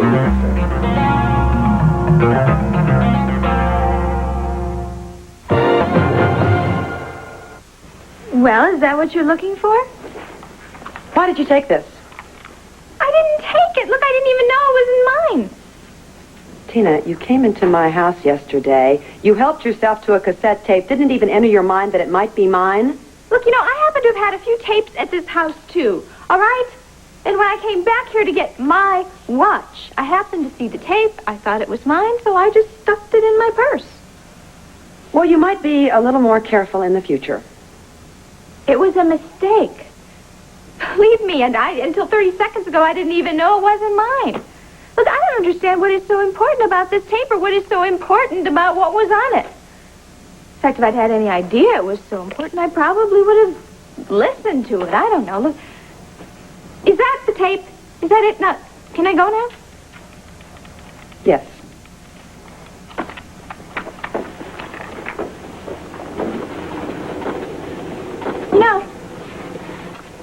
You know, you're lucky I brought this purse with me. I actually forgot all about that tape.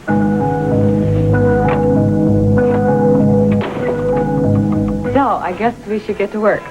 Well, we really can't do anything until Ace and Bo arrive here to tell us what to do. You're right. I really feel bad for Clover. She's having trouble with the chef. Well, that's a problem. Asa can handle it. Yeah, I think this is going to be a good thing for Asa. He's going to make a lot of money, too. Well, it'll probably turn a profit, but this is nothing like his other businesses. But there's nothing more impersonal than the oil business. Not for Asa. Still, it's a change of pace, and it's not half the pressure of his other businesses. And at Backstreet, he can have fun and relax day to day. You know, that's a very, very appealing thought. What, owning a saloon? No, having fun on a daily basis. Especially if you're part of that fun. Oh, can't you think of a better line than that?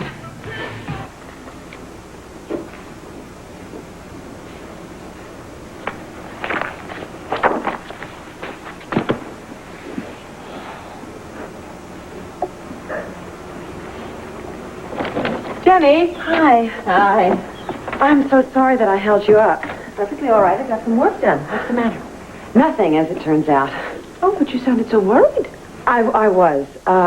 What happened, I got a call from the hospital, and they said it was an emergency that I got there, and I got ready to leave, and I couldn't find my car keys, so I thought I would hitch a ride with you, and then I was getting ready to leave again, and I got a couple of more calls, And then the hospital did call back and say it wasn't an emergency. The whole morning has been very confusing. You still need a ride? No, I found my keys. I feel like such an idiot. No, don't worry about it. I'm glad you're fine. Poor thing, you're so frazzled. Do you want some coffee? No, thank you. Oh. You look wonderful. I feel wonderful. I feel better than I have in months and months and months. I'm so glad.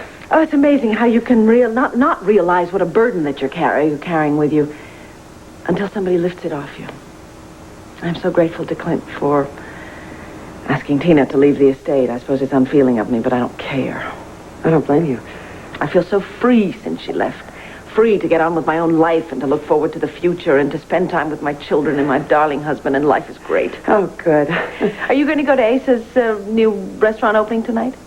I hadn't even thought about it. Well, why don't you come with us? It'll be fun. You can ride with us. Great, you talked me into it. Okay. Well, I'm gonna run to the hospital, and again, my apologies. No, that's fine. That's fine. I'll call you later with the time. Okay, good. Okay. Bye. Bye-bye.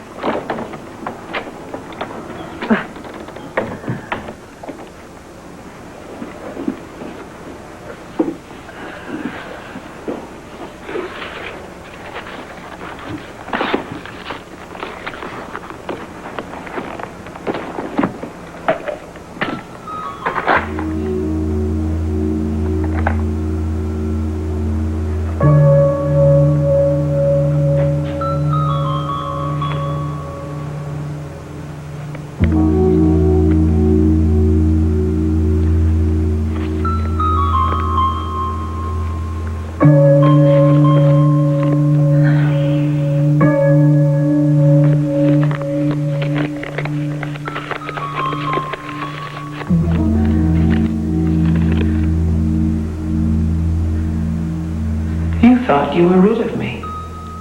But now I'm back for good. Nikki.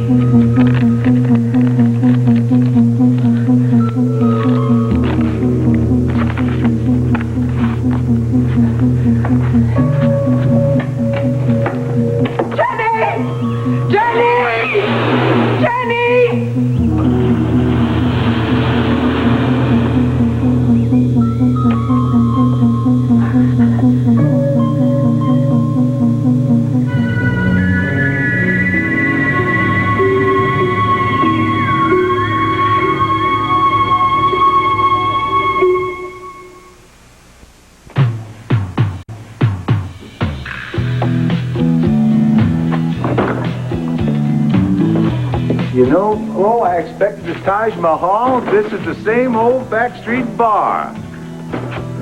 I hope you're happy. Oh, Clove, I tell you something, honey, I didn't know you were so smart. Well, there has been one or two changes. Like, I put the flowers on the table like we talked about. I told you, didn't I? I'm a very compromising man. Now, we are going to be featuring our hamburgers with Bernaise sauce. I'll tell you something, honey. The cook cannot make Bernaise sauce. He can now. Well, I'll tell you, it's fine. It's homey, comfy. I'm glad you followed my advice. Well, don't go getting too high on your horse yet. I only bowed temporarily to your age and experience, but as soon as we start getting a profit in this place, I still want it to have class, whether you like it or not. Clover, what kind of a partner I got? I mean, are you going to give me a hard time every time? Probably. Hey, Russ. Yes? I think I need you to go back in the back because there was a delivery that just came in. Would you take care of that for me? Thanks. Oh, here. You can have that because this bar here is half yours and everything, so you can just scrub it down for me. How's that? Right. Hi. Looks to me like Clover's got a way of handling the old man. She sure does. How long do you think Asa will last as his own bartender? Yeah, give him about 15 minutes before he fires himself.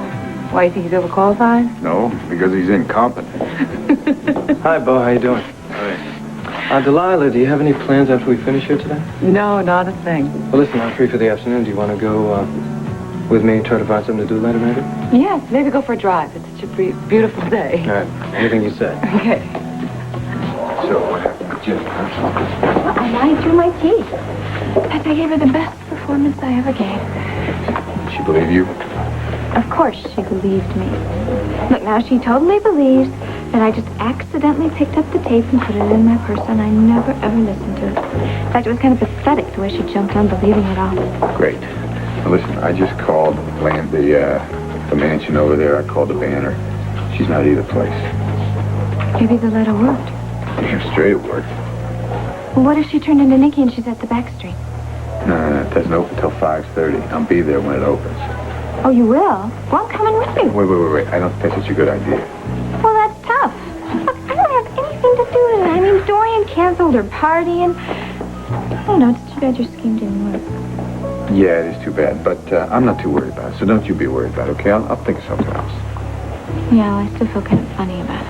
That's why you shouldn't come with me. You have no idea how much I am dying to get a look at Nicole Smith.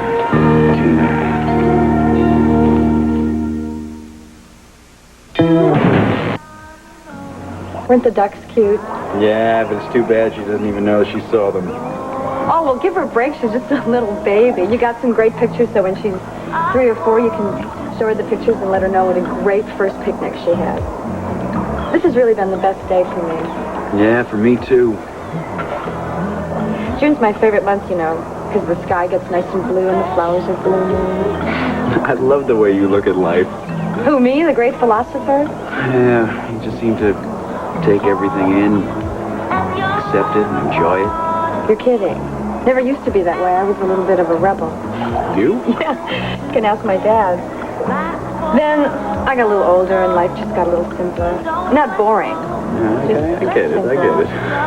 I'm beginning to get a better sense of who I am. Not what other people want me to be or even what I think I should be, but just really who I am. I like who you are. Thank you. I know there's room for improvement there.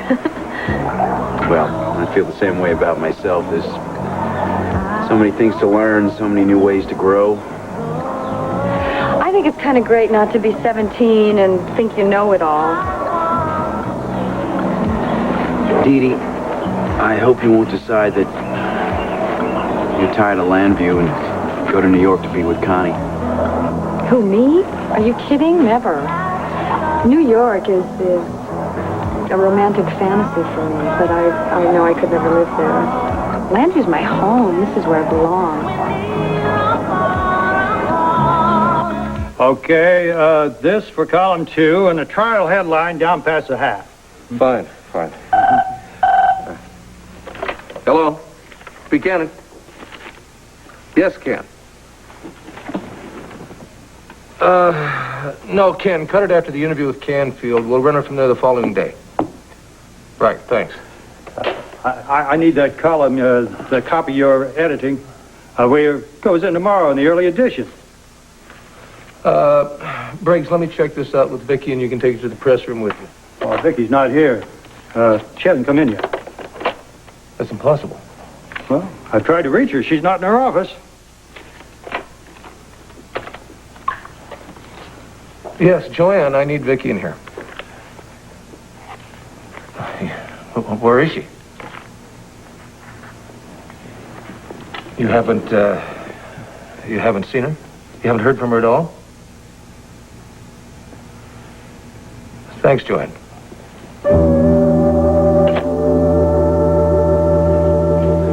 Hey there, partner. Oh, take a look at this place right now because it's going to be completely full in just a few minutes. This place is sold out for the evening. And you know why, Clover? Why? Because they're all my friends. Ain't he the popular one? I'll see y'all later, okay? Bye. You know what amazes me? It's that Vicky would even come here with pizza here and everything. It's pretty wild, all right. I'll say. But then we have been waiting for over half an hour and she still hasn't shown, so obviously your little letter didn't work. Just take your time, all right? Take your time, take your time.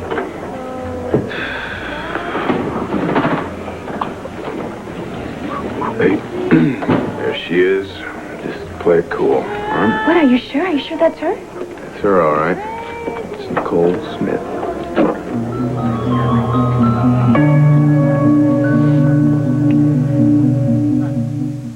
I'm not so worried about you. Why? What happened?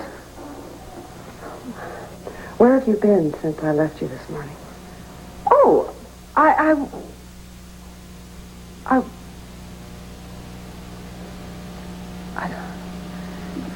don't know. Did I disappear? You didn't go to the banner today. Oh, Jenny, I don't remember anything since I saw you this morning. Oh, dear God, I've been Mickey all day. Oh. We're going to talk through this. Jenny, I remember that you were here in this room with me this morning. I don't remember anything. I was upstairs, dressing. No, dressing for the party tonight. Where's Clint? Clint and Bo have already gone to the party, and I just told him that I'd wait for you. It's very upset. He's just concerned. I said that you were probably out shopping for gifts or something. Where did I go? Where have I been? What did I do? We're going to go through this just step by step, okay? Now, this morning when I was here, you were great. Everything was just fine. That's right. Everything was fine. And you were going to go to work?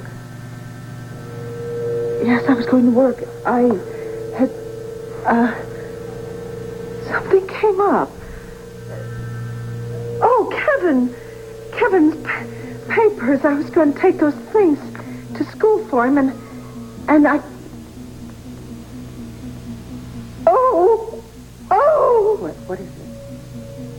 Oh! I read the note. I can't remember what it says. Read it. Vicky, you thought you were rid of me, but now I am back for good.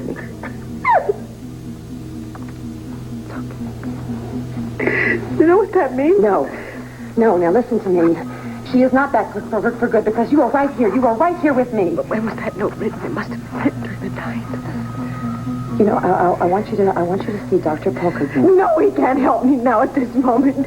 No, Jenny, I have to go to the party. I have to see Clint. I have to let him know I'm all right. No, you're not going to go to the party. No, I don't think that's a good idea. Okay, we're going to call. We're going to call them, and we're going to tell them that you're sick or something. Okay? I can't say I'm sick. I am. I'm sorry. I'm okay now. It's going away. The panic is going away. Jenny's standing here and talking about it. It's only going to make it worse, but if I go to the party, I can mingle with people. It'll be okay then. It'll all be all right. I think it's a good idea tonight, okay? But Jenny, please, if you'll only stay with me, there's no reason why I can't be a perfectly wonderful evening. No, you are denying what happened. No, I'm not. I just can't dwell on it. Jenny, please, agree with me. And let's go, please. That's it, Clover. That's it. I've had it. I'm quitting. Right now? No, not right now. I'm too professional for that. Tomorrow morning, I'm not here. Oh, very, very good, Clover. You got rid of a perfectly good bartender. Well, Asa, we don't need his type around here anyway. You have no choice, thanks to your hounding the poor little boy. No, Rafe is going to be here as soon as he gets off work. What about, can you excuse me for a minute? I want to go say hi to my dad. Sure. Thanks. Hey. I'm not going to work, Clint. What?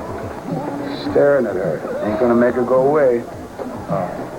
Well, just don't let me get up, because if I do, I'm going to go... Whoa, Clint, sit tight. I'll try and get rid of her.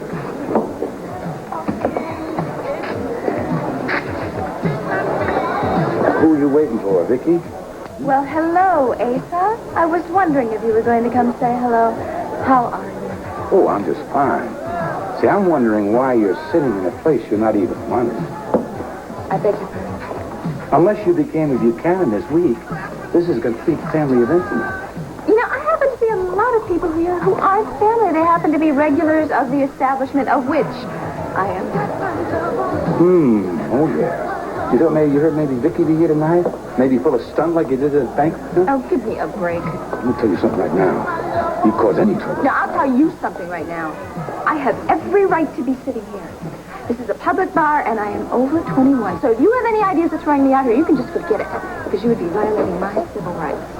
As I started saying, you cause any trouble here tonight, I will throw you and your civil rights right out here on your ear.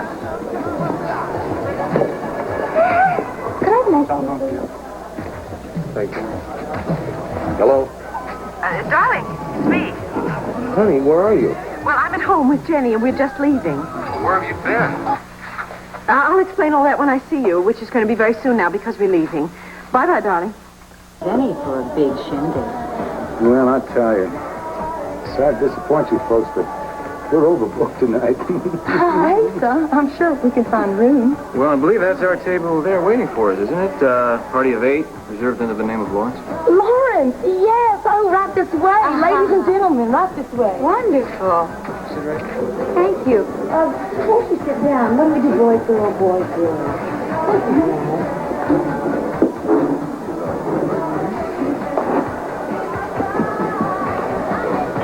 You know something, Clint? We should have made this party private. Keep the riffraff out. Dorian? Tina! Oh, you are here. How marvelous. Come and sit down with us. Dorian, what is going on here? I don't understand. More or less. But, no, that doesn't mean you're planning on making an announcement here tonight, does it? Come on, Tina, would that really be so terrible? Yes! Yes, it would. Look, we are clearly in enemy territory here. Believe me, if Clint had bow and arrows, my back would be full of holes by now, and Asa has threatened to throw me out of here. Look, nobody will even talk to me here. All the more reason why you need my support. No! At least not here, not tonight, okay? Tina, all of the people here are united in one cause, and that is to deprive you of your inheritance. Look, I know that, all right? I just have other things on my mind right now. I'd like to know where Vicky is. I see Clint sitting over there with Harry O'Neill. Yeah, but she won't be here. Why? Look, Look, it doesn't matter, all right? It ought to matter. Oh. You know, maybe Jenny's right. Maybe you're just using me. You are using me as ammunition to get to Vicky. That way, when the roof caves in, you'll be able to escape just fine. No, but me, I'll be buried under the rubble again. Is that it, Dorian? Why don't you two sit down and join us? Because little Tina here has turned out to be an ingrate. Furthermore, she's being terribly rude. No, little Tina here has finally started to use her brain. Look, I'm going to leave right now. Excuse me, please. Excuse me. Horribly.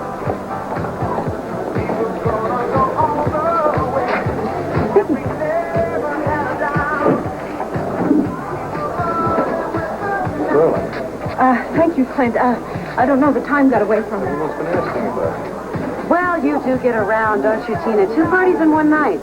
Dorian has canceled her party. As a matter of fact, she's right over there, right here. Oh, then there's good news and bad news. What is she doing here, and what are you doing here? I can't believe this. Would 95 people come up to me to find out what I am doing in a public bar? This public bar happens to be filled with Vicky's friends and relatives. I mean, it does seem a little strange, Tina. You don't normally hang out here, do you? I can't believe this. I cannot take this anymore. Great. Then please leave. I think I will, thank you. Excuse me.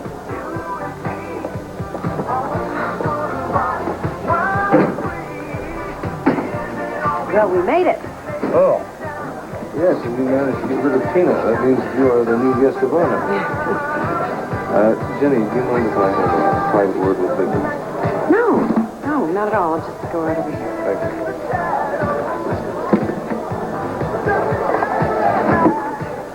Well, now that I've finally got you alone, when the hell have you been?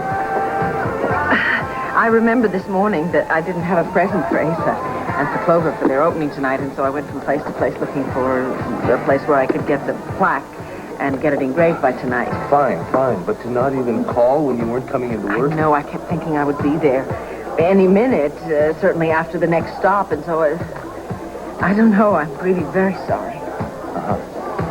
This isn't anything to do with your friend with all the problems? No, it doesn't. Not today. Listen, since I went to so much trouble to get this, could we give this to Asa and Clover now, please? Sure, they're at the door. Oh, Miss Buchanan, how lovely to see you again. Thank you very, Glad very you're much. here. Thank you. I love this little bar. You've been here? Yes, I have once. I stopped to make a phone call from here once. Well, great. You'll have to become a regular from now on. Probably for lunch, things like that, yes. Anyway, Clover and Asa. Pa, would you stop staring at that blonde over there and pay attention? I'm sorry. Sorry, this is for both of you, and it's from Clint and from me. Well, it's for both of us. I mean, whose size did you get? Let's see. Oh, my land. Oh, the back street. Proprietor of Clover Wild and Asa Buchanan, established 1985. Isn't that wonderful, Asa? It's real nice. Real nice. Vicky, thank you very much. Really, thank you so much. It's our pleasure. Oh, Asa, we can put it up. We can put it up behind the bar. No, honey, no. We're going to put it out the front door. Asa, somebody's gonna steal it out there. We'll put it up behind the bar.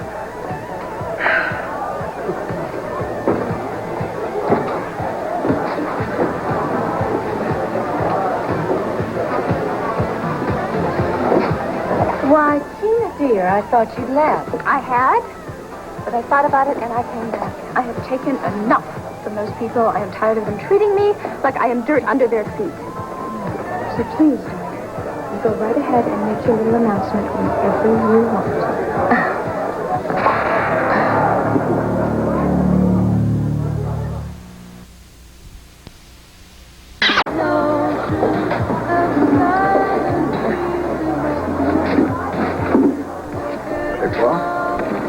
New joint's really jumping now, isn't it? It sure is. Did you find yourself a nice young lady in that crowd? No, not yet. What the hell kind of Buchanan are you? I just broke up with a beautiful lady, Pa. I'm just taking a break, just trying to catch my breath. I understand. I guess we both have that in common. But I'll tell you, when old Woody arrives, you're going to be taking all the hot spots and you'll be dating dames again. Yeah. I don't know. He might show up, married, 7 kids. What has he been doing all these years since Vietnam? I have no idea. He's always talking about going out to California, and I wanted to get in the movie business out there, but we just totally lost track of each other. It's really too bad, isn't it? When 2 good pals let distance separate them. Yeah, he's the best, too. I'm going to tell you something. When old Woody gets here, I'm going to throw him the biggest party, and he can meet your friends and family same time. That'd be great, Bob. It's the least I can do for a man that saved my boy's life in that jungle in Vietnam. Yeah. Do me a favor. When you do invite everybody, why don't you leave that little Tina out, okay? Because that's just the kind of gal I think he might take up with, and I wouldn't want him falling for anything that rotten. The setting is practically the same as it was at the banquet, right? She nearly flipped into Nicky that night. Now, you want to bet my sports car she goes all the way? Excuse me, you two, but what are you doing huddled in the corner? Why don't you come sit with us? We were just about to, weren't we, Tina? Well, actually, I was going to head out to the powder room because I want to look my absolute best. Good idea. I don't like it at all. Sweetheart, would you please stop worrying about Tina? Now, this is supposed to be a party, remember? Why don't we go to the ballroom and dance? That's a good idea. Why don't you do that? In a bit, not just now. Anybody for a quick game of darts? Oh, Harry. Hi, nothing. No, thank you. Sit down and join us, please. Thanks. I was wondering, how are Connie and Joy? Joy's okay. Connie went to New York this morning. What? Yeah. Isn't that rather a sudden decision? Yeah. So sudden it almost took my head off. Then I almost took her head off. I think it was time for a change. Well, if she doesn't like it and she doesn't like New York, she can always come home. There you go. I'm going to go speak to the owner. Oh. Thank you, Clint. Well, what's happened to Harry is what we've got to look forward to, right? When Kevin and Joey get old enough to fly the coop, they'll just... It hurts, but in my gut, I know that when you gotta fly, you gotta fly. I tell you, you get pretty and pretty every time I see you. Look at the next Buchanan generation. Oh, Asa, she is darling. How's Becky doing in Memphis? They're doing fine. She's working for the Performing Arts Center, so it's exciting. They rented a home, and they're, waiting to see if they can buy one they like. And how are you? Are you doing okay? Oh, I'm fine. I'm glad I bought the store, something to do close to home. Less time to miss Becky. You see right through me, don't you? But I tell you, it's a good time. Well, I remember when you had Landview West with Wanda. That was a big success. Wanda's a different partner than this Clover. I tell you, she and I fight over the time of day. Who won the fight about where you were going to hang the plaque? I don't know. You went out in the second round. Jenny, why did Vicky put Clover's name ahead of mine? Oh, come on, you don't care. You've got buildings named after you. Right. As half owner, I guess I just better circulate. Here's your picture. Thank you. Brad, can I have 2 iced teas, please? Yeah. Can I also have a club soda when you've got time? How about tomorrow? You know, for a second there, I thought that redhead over there was Nicole Smith. Yeah, well, she dropped by right before you came on. You know that? She had to leave right before the party started. Yeah, so what's new? Right. I'm not really sure. Dee Dee says that she and Raymond are just good friends, but I think that romance may be blooming right under their noses and they can't even smell it. Oh, I think that would be lovely. Where are you going? Honey, I'm going to ladies' room. Honey, don't you think it would be a good idea if you did it until Tina got back? Oh. You're right. I'll go have a word with Jenny until she's out. Thank you.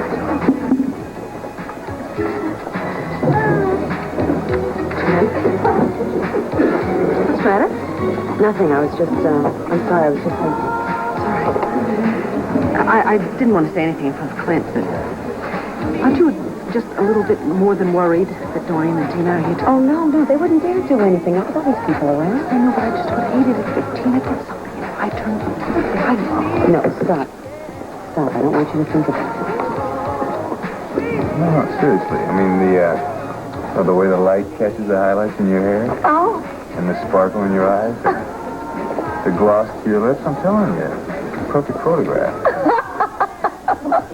Really, Mitch, you are too much. Oh, so are you. Should I take Tina home so you two can carry on at will? Oh, come on, Brad. We're just having fun. You could learn a few lessons from Mitch. I believe I've already read his book. Well, I got a secret. And now about the plot. Even though we're surrounded, are you still going to fire the first shot? No question. No. I have had second thoughts. I really think I would feel much safer on my own home territory. Please, just leave it to me, all right? Nobody will be embarrassed. Nobody will be kicked out. Nobody will be murdered. Hello there. Oh, hi, honey. I was wondering where you were. Yeah, well, I was talking to Clover in the powder room. Yeah? And she is very happy about it, and she has one. Darling, how nice to see you. Would you like to join us? Oh, no, thank you. Oh, please do. Now, listen, Jenny, have you met Mitch Lawrence here? Not formally. We spoke a few times on the phone when Tina was living with me. How you doing? Would you like to dance? I would love to dance with you. Good. Let's do that. Yeah. Just take it easy. All I want to do is ask you a couple of questions. Nice running into you guys. Good to see you. You take care. See you Bye-bye. I want to talk to you. I'll talk if you dance.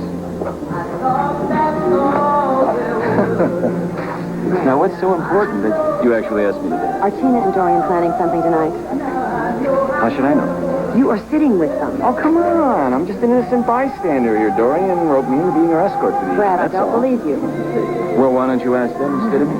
We have just started talking again. I never stopped. We will stop talking if you don't tell me the truth. All right. I overheard one or two remarks. Like what? What? Is Dorian going to make some kind of announcement that she's accepting Tina as her stepdaughter? Something like that. Oh. Wait a minute. Why are you so upset? Because I'm concerned about Vicky. Well, isn't Vicky used to all this by now? When is this going to happen? I don't know. As soon as they think the stage is perfectly set, So now all I have to do is hold up this little stuffed frog and Sammy starts laughing? She sounds like such a happy baby. She sure is, thank God. I had to ask Rafe if she ever cries because I've never seen her cry. Well, believe me, when Sammy lets loose, can she wail? Delilah, I really would love for you to come over soon and see her. Oh, sure. Maybe sometime next week. Say now, it's as good a time as any, huh? Excuse me, everybody. Could I have your attention just for a second, please? Just for a second. Vicky, we have to go now. Most of you don't know Just me. trust me. I'm new in town, but I'm feeling very welcome given some of the nice folks I've met. But I have to go. And one especially nice lady, and as well as intelligent. Bye-bye. Bye. Bye. And courageous is Dorian Lord. When I got home, obviously they didn't just go out for air. You mad? Yeah, kind of. She didn't tell me she wanted to go home. Well, maybe she thought it was going to be a replay of the banquet. Fine. But she had Jenny take her home instead of me. Yeah, you're right. Come on, let's just go.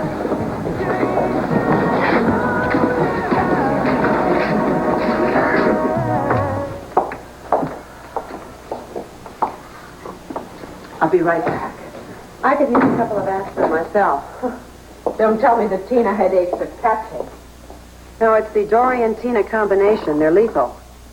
I should call Clint, I think, and at the bar and tell him why I left so suddenly. I'm sure he's figured it out. I'll call. The Backstreet Bar, please. Thank you. I think when Clint gets back, you need to tell him everything. Jenny, I'm not going to do that. Please, stop pushing me to do it. I'm sorry. Clint Buchanan. He did? Thanks. He left already. Oh, Jenny, I'm sorry. You've done so much for me. I can't do enough, Vicki. I'm not qualified. You know that from your past therapy. A lot of good past therapy did me. Dr. Polk told me I was cured, and Nikki is back. And the sooner you go into treatment, the sooner you're going to get rid of Nikki. And you've got to tell Clint the truth. He's going to understand, and he won't be so upset. Jenny, normally I believe in honesty. You know I do, and I feel so dreadful about asking you to go along with these lies. Because I know it goes against your faith and the way you've always lived. The reason I am lying is because I love you and I want to help you. And if Clint knew the truth, he would too. I can't, Jenny. Please give me a chance to get well by myself without telling Clint and without Dr. Polk. Because he might very well decide that this time the only thing that can help me is a mental institution. I've got to tell you something. It's going to upset you, but I think you need to know. And they've gone upstairs. Thank you, Heron. Well, at least you know she's home safe with Jenny so you can relax. Yeah. Relax? What about the rest of the day? I thought she explained that. Well, that doesn't hold water for me. You mean she just dropped her responsibilities as publisher and went out shopping for some gift? Come on.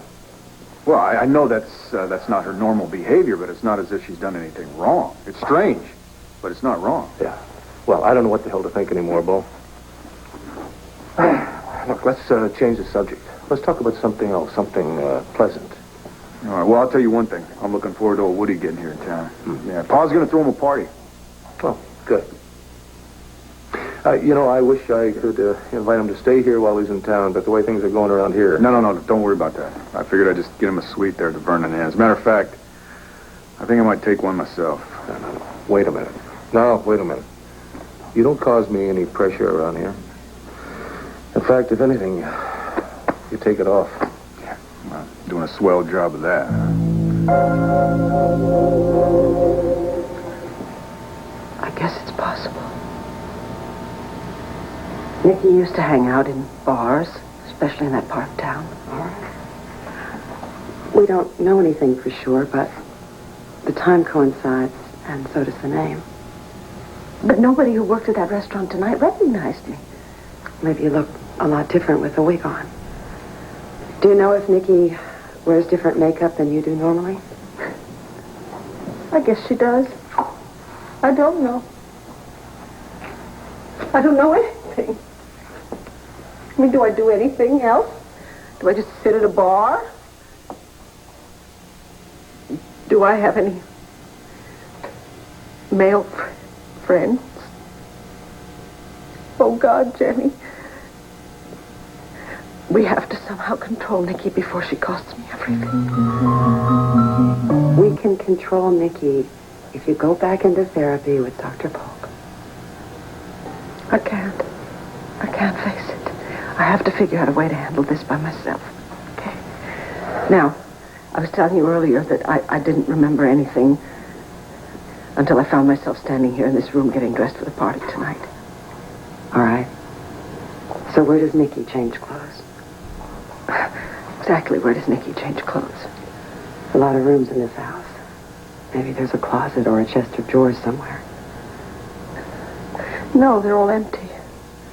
The ones that have things in them, I mean, I know what's in them. Her clothes must be hidden someplace. Maybe she has an apartment somewhere. Oh, please, I can't deal with that. All right. Maybe she wears your clothes in flashier combinations. I don't know. Who knows if she's even flashy this time? She She might be a whole different kind of person this time. I keep getting upset instead of being rational. I tell you what I have to do. I have to go look in my closet and see if there's anything there that I don't recognize. That's what I have to do. Wait a second. Now, I've got to tell you this. I'm afraid that we might find an article of clothing or the wig, and it might set off a crisis that I'm not going to be able to handle. Okay, that's fine. I understand that you don't want to be part of that. But I have to do it for myself. No. I'm going to go with you.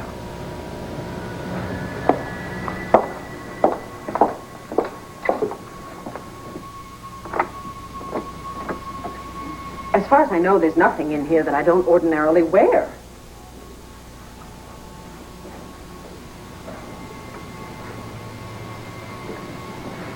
Don't you usually keep your raincoat in the closet downstairs? Yes. Why is it up here?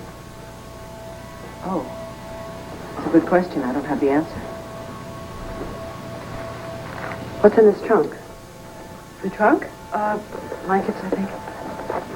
When was the last time you looked in it? Oh, nobody's had the key for that for years. It just sort of sits here. It's in the way. Periodically, I think about throwing it out, and then I always forget. Mrs. Buchanan. Yes, Heron?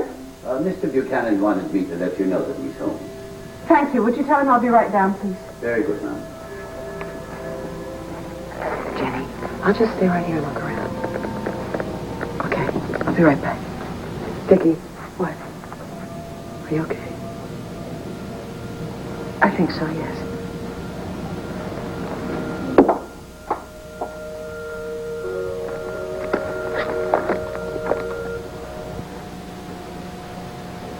I'm sorry, darling, that I left without saying anything to you. So why did you? Because Jenny heard that Dorian was going to make an announcement about Tina being her stepdaughter. Jenny heard that Dorian was going to make an announcement about Tina. That's very strange. The only announcement I heard about was the one that Mitch made while you were leaving. And that was simply a toast to Asa and Clover. Oh, really? Really? Well, in that case, I'm sorry I didn't stay. Oh, so am I. I'm sorry you felt that you had to leave when we could have simply had Dorian and Tina booted out. Why are you so angry with me? Did you really want me to sit there and be humiliated in case Dorian had said something? Of course not. It's ridiculous to even ask the question. Jenny still here? Yes, she's upstairs. She's spending the night? No, of course not. Then why is she still here? We were in the middle of a conversation. And that conversation's got to be finished tonight. I'm going to ask you again. Why are you so angry? Because I don't understand you anymore. Because I don't believe that stupid, ridiculous story you gave me today about what you were doing. And because whatever the hell is going on around here, you seem to be able to confide in Jenny about it, not me. I'm not excluding you, Clint. Really, I'm not. Yes, you are. You are excluding me. But having to say it, I don't like thinking it. But there comes a point... At no point are you ever to think that. My God, Clint. Darling, we made love last night. We were so close. And today you're accusing me of having an affair. Today you disappeared again. And I can't keep forcing myself to believe one ridiculous excuse after another. Now, I'm just asking you a simple question. You having an affair, or aren't you? The only one of us who ever had an affair was you, remember, Echo?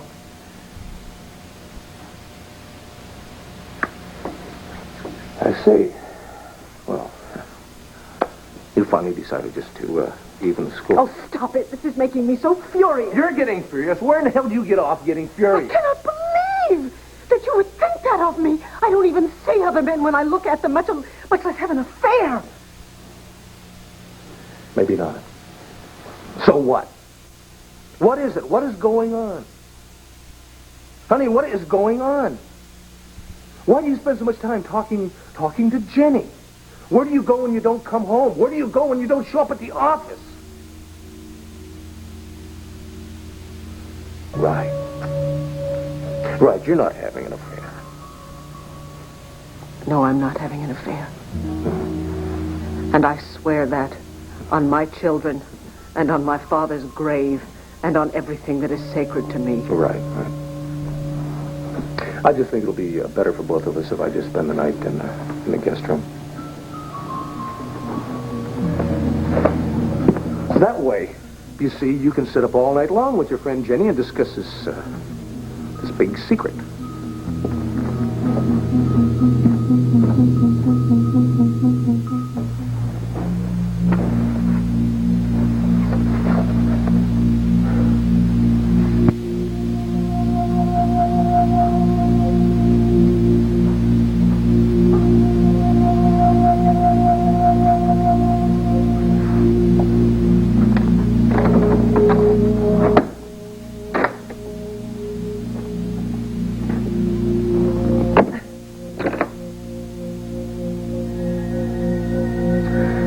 Well, the more psychological it becomes, the more like. Jenny? Yes? Jenny, why don't we go back into the bedroom? Well, I guess it was a mistake for us to start this. I mean, if I had found a wig or clothes, I don't know if I could have taken it knowing how far I'd gone. You're going to get through this, Vicki. I know you are. I'm going to do everything I can to help you, and so is Clint. No, I don't think so. We just had a terrible fight downstairs, Jenny. You think I'm having an affair? What? Well, what would you think? I mean, I disappear for hours on end. I never tell him where I've been, and if I do, I make up some stupid, lame excuse. He's had it with me. He's had it, and I don't blame him. He told me he's not going to come up here and sleep in here tonight. He's going to go sleep in the guest room tonight when I need him so much. No, he's just acting out of anger. This is only temporary. Is it? Or is Nikki starting to destroy my marriage? She is not going to do that if you don't let her. But how do I stop her? Jenny, I cannot avoid Dorian and Tina forever, can I? How do I conquer? How do I face it? You are facing it. Don't you realize that? It was you had so much courage going into that restaurant tonight with Dorian and Tina there. You really did. The only reason we left is because I didn't want you to hear that announcement that Dorian was going to make. Well, you were right to take me out. Because I couldn't have sat through that. Jenny, if Nikki goes to the back street, what do you think if I went there too? No, I don't think. But if I could face where Nikki goes, it would be a positive step, wouldn't it? Yes, that's true. It would. Well then, I think that we should think about it. And what you need right now is just a really good night's sleep. Yes, I think we both do. You're right. Are you going to be okay? Yes, I think I'm going to be fine now. Just fine. Honest. All right.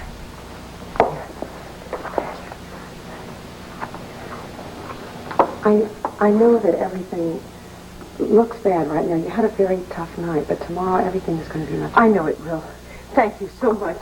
Jenny, thank you. Sleep well.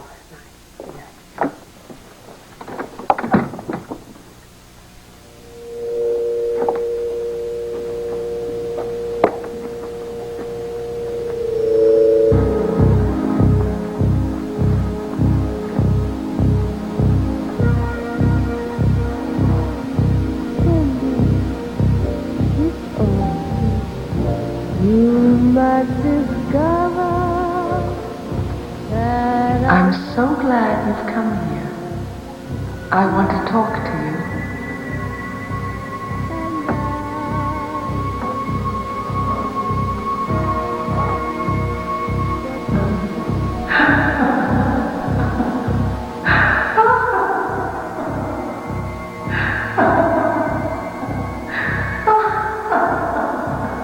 You can't run.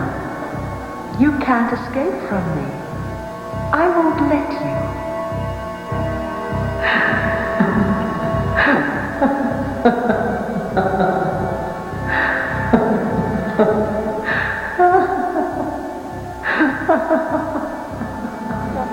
No. Clint. Clint!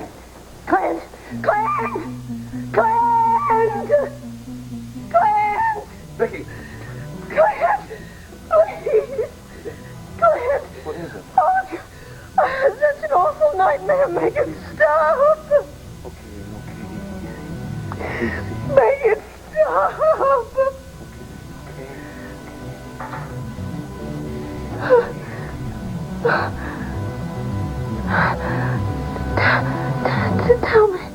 Tell me something nice, something nice.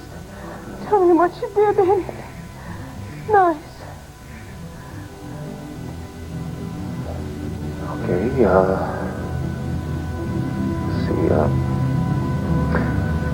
well, this morning I took a walk down by the lake out and back. And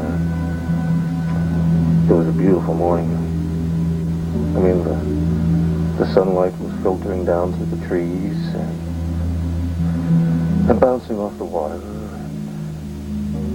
And you know what? I saw a big old trout take a big jump.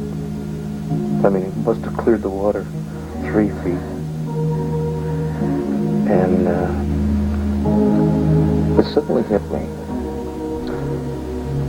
I haven't seen a trout jump like that down there for some time. So I've decided to have the lake restocked so Kevin and Jolie and I can go fishing and they can catch all the fish they want to. And then we can clean them and bring them up to the kitchen and then you can do your thing with them. You know that great recipe you have for cooking fish? Mm-hmm. Pan-fried trout, butter sauce, herbs.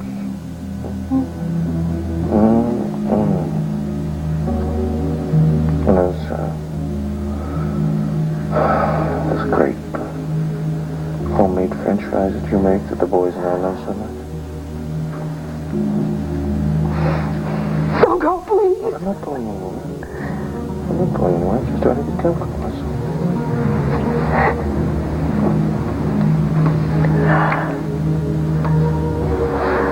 I'm not gonna go anyplace. Old Clint's gonna stay right here with his little Vicky. Chase all her demons away. Stand guard over her while she sleeps.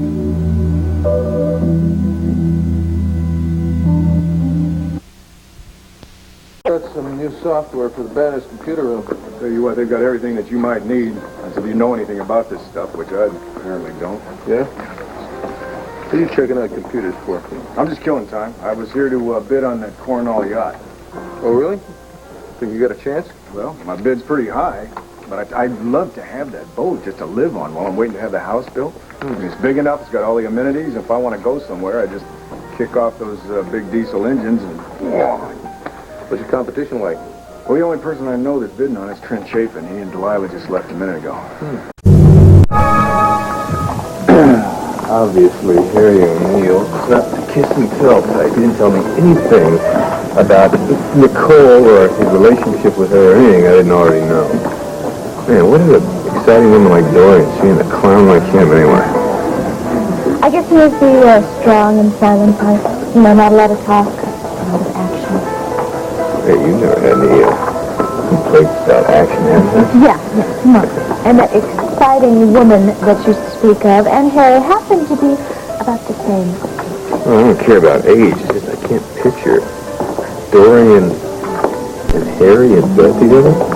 Can you? I don't happen to spend my spare time trying to imagine what other people look like in bed together, don't you? Aren't we little Miss Prim all of a sudden? No, seriously, why would he leave her? I mean, she's a beautiful woman, Dorian. Look, you may think that she is a beautiful woman, but she also happens to have a daughter that is almost my age. Honey, that's twice now you've tried to tell me that Dorian's too old for me. Look, you don't have to be jealous. She's beautiful, but she's not my type, you know? I'm not jealous. You're not jealous? No. Good. Boy, I tell you, Nicole, though, she must really be something. To lure Harry away from Dorian? Yeah, it's so weird. What's so weird? Well, every time you mention Nicole, you're actually talking about Vicky. Well, they're all one and the same, right? No, but somehow I never thought of Vicky as being interested in sex at all. Tina, whatever you think of the woman, she is a woman, you know what I'm saying? Yeah, but I mean, do you really think she's having an affair with Harry? I mean, as Nicole, that they're actually... Yeah, actually, I'm counting on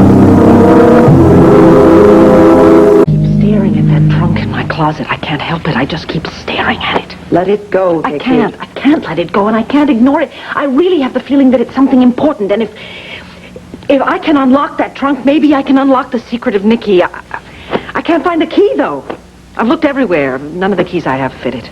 I think that's for the best. No, it's not for the best, Jenny. I can't bear not knowing what's in there.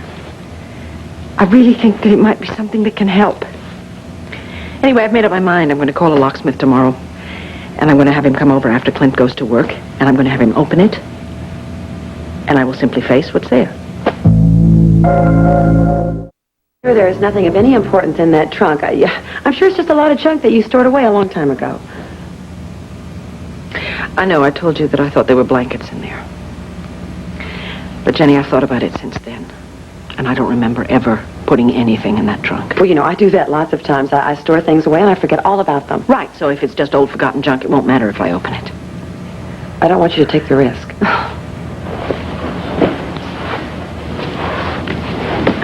Vicky, I know that our therapy is very informal. And I am so grateful for that, Jenny. Just listen to me. We are at a very delicate stage in your therapy right now, and we both have to be very careful now. If you open that trunk and there is some connection in there to Nikki, or if you find some more information about your father, something that is less than positive. But Jenny, I know that he had some weaknesses. It is Nikki that I am worried about. Now, if there is a link to Nikki in that trunk, it might not be something that you can handle. We've got to be very careful. It could push you to the edge. But I'll be prepared for it. I'll know how to handle it. You can't be sure of that, though. I don't understand. You were quite willing to help me the other day. Now you've changed your mind. Why are you backing off? Because I don't think now is the right time. Oh, Jenny, if it is something significant, don't you think it's best that we know right now in the beginning? I mean, it could be a clue about how Nikki dresses or what she looks like. It could even be a clue as to where she goes beside the back street. There might even be a diary. I don't think we can ignore what we might find. Before you start this investigation, there is one thing that you have to do. I want you to go see Dr. Polk. Please. I don't know. You don't have to go there as a patient. Just go and talk to him. Use him as a sounding board. Now, you asked me for my help, and that's what I'm going to recommend. I'll think about it. Vicky, don't put this off any longer. I won't. We'll talk about it in the morning. I really have to go home now. I told Clint I would only be a few minutes. Vicky, I tell you what. Why don't you come and have breakfast with us tomorrow morning? All right. 8:15, okay? Okay. Oh, Jenny, thank you. Thank you. Good night. Right now. Very late, it's after midnight.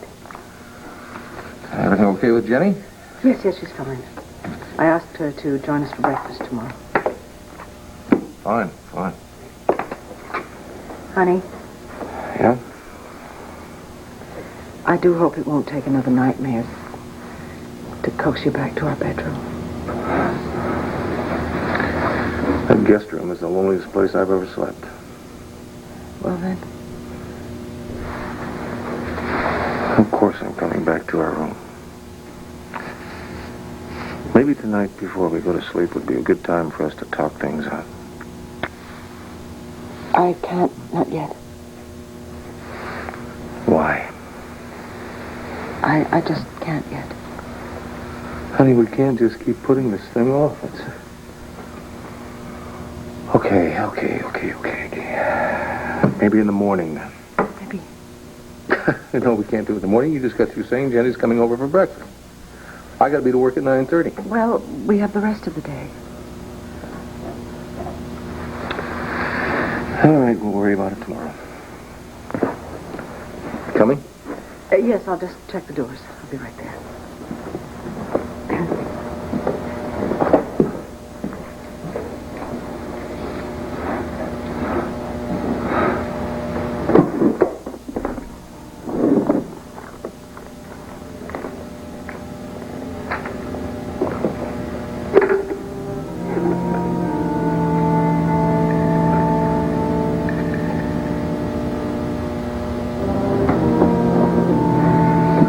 This is Victoria Buchanan at 1177 Regency Drive, and I need a locksmith tomorrow morning after 10 o'clock, please. I need someone to open a lock.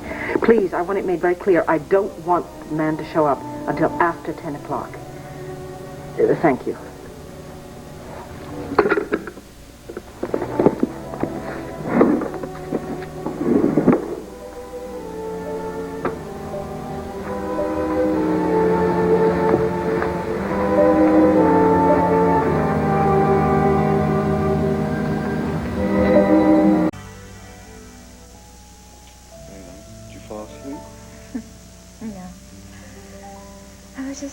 Thinking about how nice it feels right there and how I never want to leave. I feel so safe and protected, like nothing else matters. Nothing else does matter. Well, that won't last. Why? I'll always be here to protect you. Always is a very long time. Hey, believe me, I'm gonna take care of you. I hate it when we fight. Yeah, I do too. And I am so sorry. Well, that's sweet of you, but really it was my fault. I was really completely insensitive. You know, I've been thinking about everything you said. You know, I agree with you 100%. You do? Oh, yeah. Look, if you did anything that sent Vicky over the brink, you would alienate everybody. I mean, your life here would be terrible. I'm so glad you understand.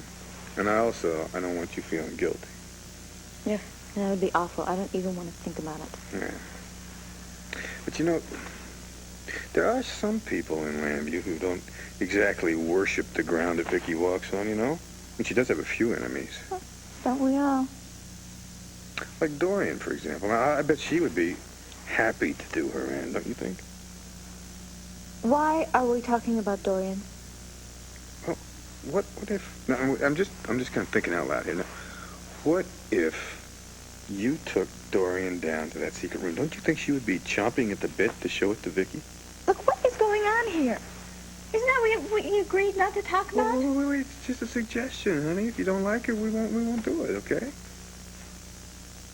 Okay? All right. But really, the more I think about it, the more I think that's really the way to get justice on your side. I just wish Vicky had accepted me as her half-sister from the start. Oh, I know. That would have been so much simpler. But, I mean, look, if anything happens to her now, she really brought it on herself. I suppose so. Now, look, Dorian has already shown her willingness to help you get what's rightfully yours, right? So you go to her, you give her proof that you know all about Victor's secret and unseemly private life, right? She would love to have some way to get over on Vicky. I mean, she would tell the world about this, right? Vicky would fall to pieces. You wouldn't be blamed in any way at all. I mean, how could they possibly blame you? She would be responsible for the whole show, right? You could live happily ever after as Tina Lord. Tina, this is perfect. It's great. Hey, what's the matter? You really want me to do this, don't you? You really want me to have what's mine? Of course I do. What have we been talking about for 2 months here, huh? I'd do anything to help you. You know that. Yeah, well, why? Why, Mitch? What's in it for you? So what's come over you? I thought we cleared all this up. Yeah, I thought we did too, except lately you've been mentioning how there's enough money to spread around, and you've been referring to my money as yours. Well, I don't remember ever saying that, and if I did, I didn't mean it. Look, honey, all I care about is you being happy. It's not how you felt in California. Well, I felt that way after you left. I couldn't believe how much I missed you. It's just like the whole focus had gone out of my life, really. Look, we care about each other, and we need each other. Yeah, but maybe you need Tina Lord more than you need Tina Clayton. Well, I have to admit the idea of all those millions of dollars and living in that Landfair mansion doesn't exactly turn my stomach, but Tina, come on. Really, I love you, and I loved you before you ever knew that you'd be coming into all this money. Yeah, but even back then I had a nice, tidy little trust fund that you almost went through in less than a year. Tina, why are we talking about this? This isn't going to get us anywhere except maybe into another argument. Now, look, I love you. What do I have to do to prove that, huh? Do I have to prove it all night? I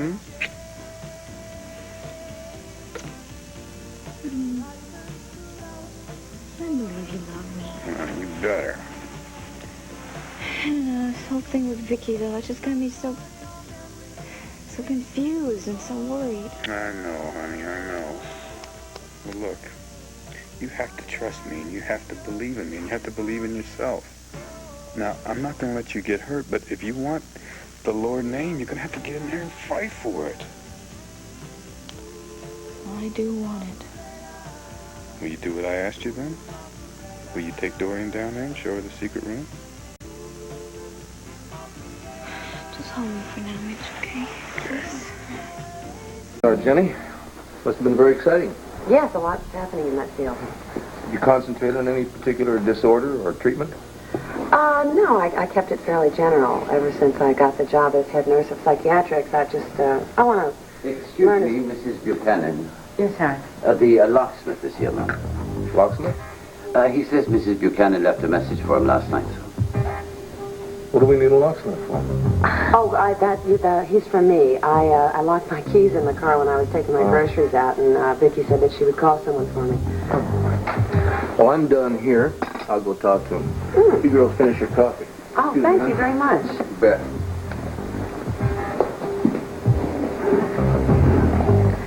Thank you. I didn't know what to say. I specifically told that man not to come until after 10 o'clock. Well, maybe it's good that he came early. I asked you not to open that trunk, and you said you wouldn't. Jenny, I can't just ignore that it's there. You have to realize that it could be very dangerous for you to open it. I mean, you may think that you can handle whatever you find inside, but, Vicky, I really don't think that it's a chance that you should take. It's too soon. Well, I think you're right, actually. I had just about decided that I would cancel him when he showed up. Do not get the impulse again. I won't. I really do think it might be a bit too much like opening Pandora's box. I think so, too. Well, I better go miraculously find my keys before they break into the car. Okay. I'll talk to you later, all right? All right, thanks for coming over. Harris taking over. Okay. Oh, are you leaving? Yes. I'll see you all later. Thank you for breakfast. Bye, Jenny. Thank you for coming by.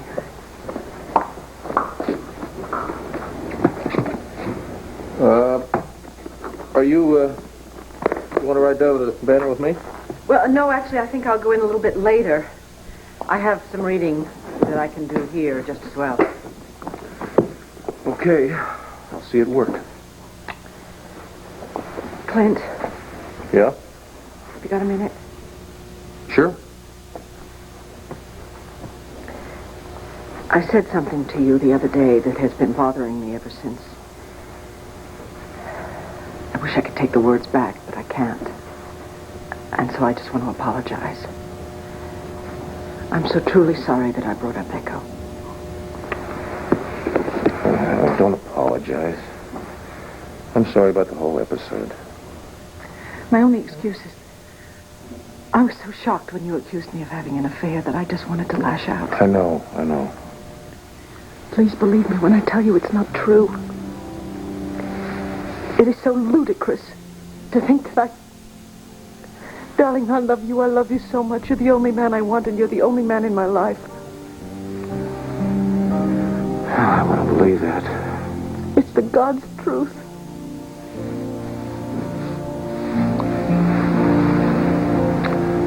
I'm sorry I said what I said. It's just that, Lily, I feel like I've got my back up against a stone wall. You disappear on me. You say you're taking care of some friend. That's true. Well, what is her problem, honey? Why do you have to spend so much time with her?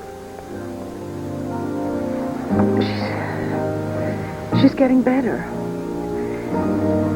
She's getting to the point now where she can deal with the situation.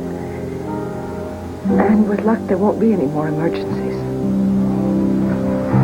I hope not.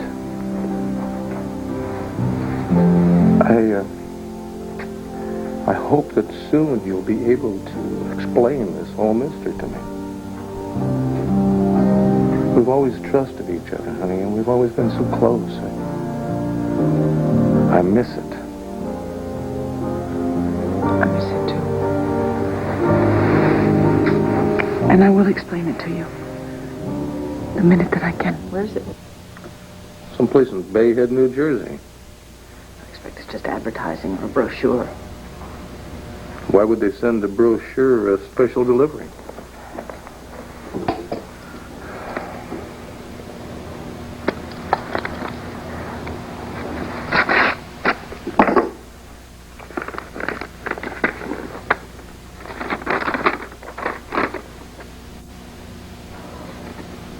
Doesn't make any sense at all. Well, what does it say?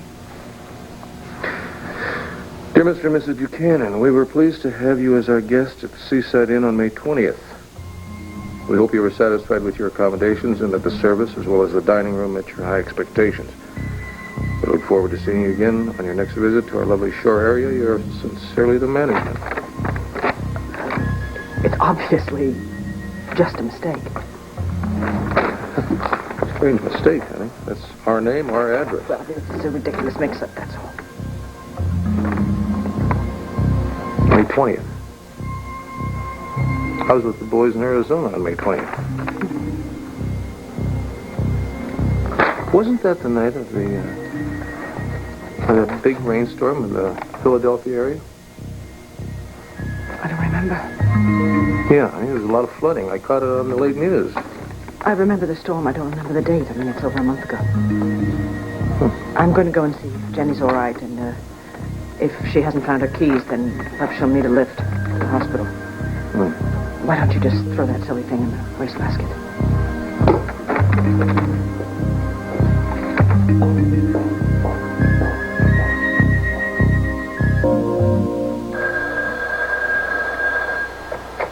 Seaside Inn, good morning. Yes, I'd like to get a confirmation on whether or not Mr. and Mrs. Clint Buchanan were your guests on May 20th. Who's calling, sir? This is Clint Buchanan. Then I don't understand why you need confirmation. Would you just check it? Just give me a moment, sir. Thank you. What was the date? May 20th. Yes, sir. I have Mr. and Mrs. Clint Buchanan booked on May 20th. Jenny, I have never even heard of the Seaside Inn. The only explanation is that Nicky went there with a man. You are jumping to conclusions. It is the only thing that makes any sense. All right, let's assume the worst. Let's say Nikki took someone to the Seaside Inn. Why would she sign the register as Mr. and Mrs. Clint Buchanan? I don't know. Maybe she wants to destroy me again. That's what she wanted to do the first time. Jenny, my God, it's true. I'm having an affair. Not you. Yes, of course it's me. I'm Nicky. She's inside me. She lives inside me. I'm sleeping with somebody else. I don't even know who it is. What am I going to do?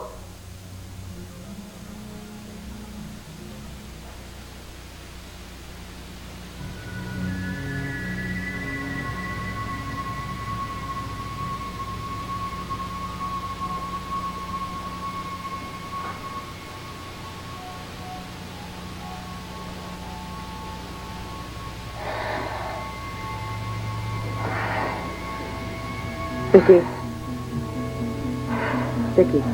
No, stop! Vicky, stop it. Don't let her take you over. Vicky!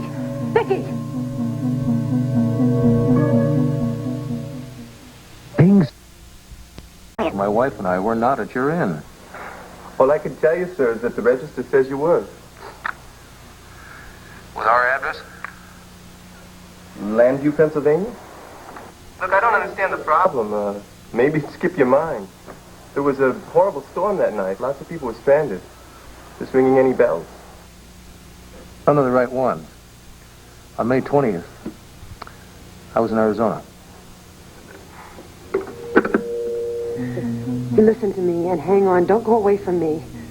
Don't let Nikki take over. Vicky, you are Victoria Buchanan. Victoria Buchanan, do you hear me? Now you be strong. And you fight her, Vicky. Oh. Vicky, you're Vicky Buchanan. Vicky Buchanan, do you hear me? You've got to face this reality. You can't hide from it as Nikki. Do you understand me? Vicky.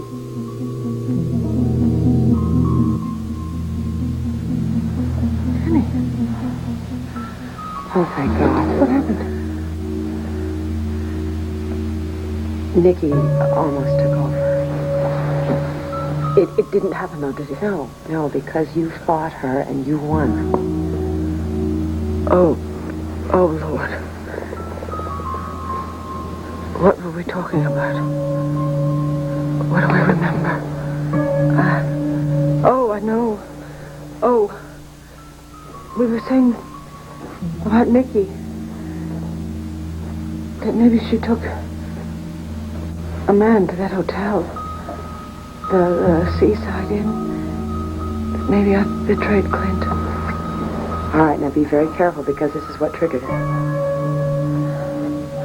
But the reality of that makes me so sick. I can't bear it. But you've got to face the reality. It's when you don't do that you let Nikki take over. Well, maybe you should let Nikki take over. Then you could ask her about what happened on May the 20th. And if she went there with somebody else. Vicky, in all probability, Nikki went there all by herself and she signed the register as Mr. and Mrs. Clint Buchanan just to get at you. We really don't know that, though, do we? We could only hope that that's the case. But you have to believe that. Jenny, I have to go to that hotel, Seaside Inn. I want to look at the register and see if Nikki really signed it. And maybe somebody there remembers her. You let me do that. Do you think I wouldn't be able to handle what I discovered? Maybe I wouldn't. Maybe we should go together. No, I'm gonna go by myself. No, Vicky, I want to go. What you are going to do today is that you're going to go to the banner and you're going to do your job. Oh, yes. Oh, yes. I can't very well deliberately disappear and then lie to Clint, can I? Okay, and that's going to keep your mind occupied. Listen to me. I'm very proud of you. What for? Because you didn't let Nikki take over. But you were here, Jenny. If you hadn't been here, who knows where I might be right now, or with whom. Everything is fine now. And you're going to go to work. And you're going to have a good day. And maybe this afternoon I'll have some answers. Oh, Jenny, I don't know what's worse.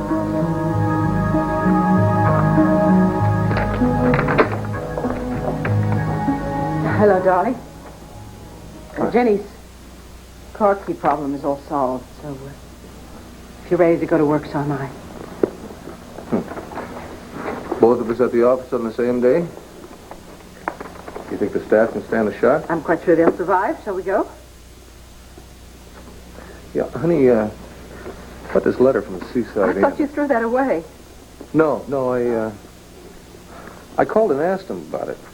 The clerk there said that a Mr. and Mrs. Clint Buchanan from Landview, Pennsylvania, were registered there on the night of May 20th. Well, you were in Arizona and I was here, so obviously neither one of us was there. Well, I know for a fact I was in Arizona. But you don't know for a fact that I was here. Is that your implication? And you're back to wondering if I'm having an affair? It's just that the coincidence is so coincidental. Clint, really? I mean, how stupid do you think I am? If I were going to go to a hotel with another man, would I really register as Mr. and Mrs. Clint Buchanan? Whoa. I'm not jumping all over you. Why are you jumping all over me? Because you're treating me like I'm an unthinking idiot, and I don't like it. I don't like the fact that you're suddenly so defensive. I am being forced to have to defend myself and my love and my loyalty to you. All right, so neither one of us were there. Why'd we get the letter? I don't know. Somebody else obviously checked into the hotel with our name and our address. Maybe it was some kids we know who aren't married, or a friend who's having an affair that we don't know about. No. Some friend wouldn't have done this. A friend wouldn't do something like this. A friend would know this would cause questions, and the questions would cause problems. Problem.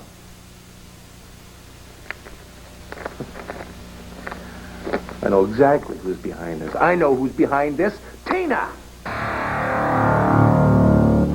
Tina and her new boyfriend, what's his name? Mitch. They go to the Seaside Inn for a little romance one night. The clerk says, please sign the register. And Tina says, Mitchell, darling, I have a wonderful idea. Let's sign in as Mr. and Mrs. Clint Buchanan. I don't know what to say. Well, I know what to say. I know exactly what to say, and I want to say it to her face to face. No, you can't confront her with that. Why not?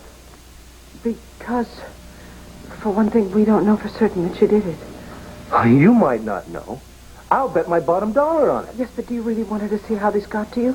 It would only encourage her. Please, don't do it. You know, there's something to be said for the good old days when people still ran people out of town. Honey, we should have never let her back in this house. I knew it at the time. All my instincts were against it. But no, you had to be the kind, forgiving... I'm sorry. I shouldn't be ranting and raving at you. It's all right. No, it's not all right. I'm sorry, honey. Please forgive me. And I'm sorry I questioned where you were that night. Please don't ever question my love for you. It's enormous and it's all-encompassing. It's just I love you so much. The thought of somebody else having his hands on you or touching you is just... Please don't even entertain the thought.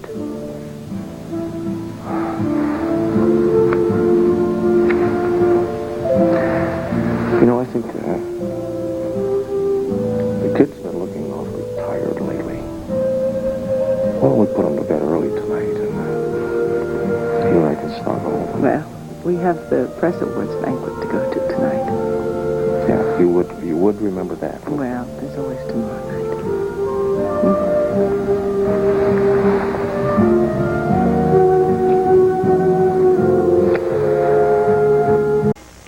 He's looking at you, babe.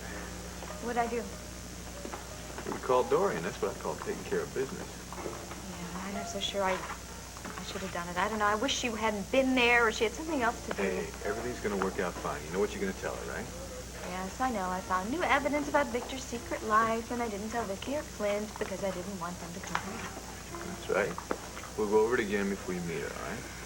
Yeah, but what if this all doesn't work? I mean, what if it all just backfires? It's not going to backfire. Dorian's going to take the ball and run with it. You think you know Dorian so well all of a sudden, don't you?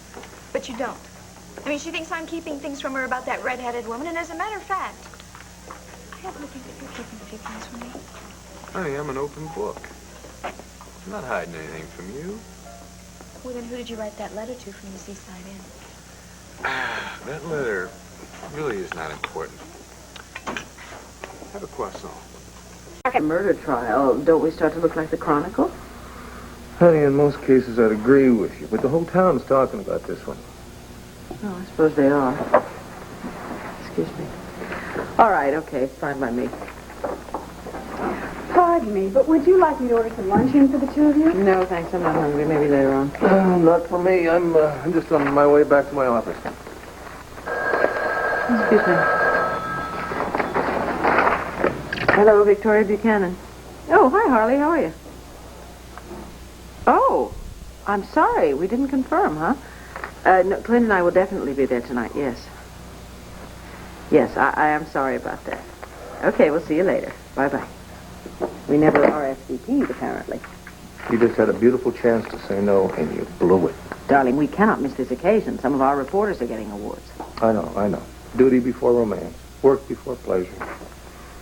I'll see you later. Okay.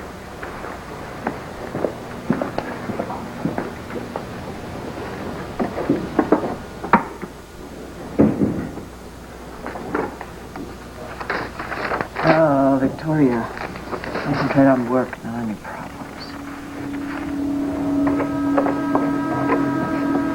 Look, what just arrived for you. Oh, how pretty. Where's it from? The delivery boy didn't know. Thank you very much, Joanne.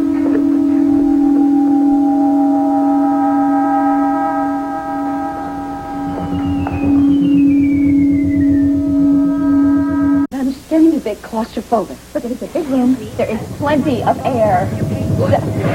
Dorian! Look, Tina, I'm afraid that we're going to get locked in there and I'm going to die in there. I wouldn't let that happen. Just trust me. A maniac bundling this mansion in a helicopter. Juliet, I'm so coming. I know the secret room is the safest place. Get in here.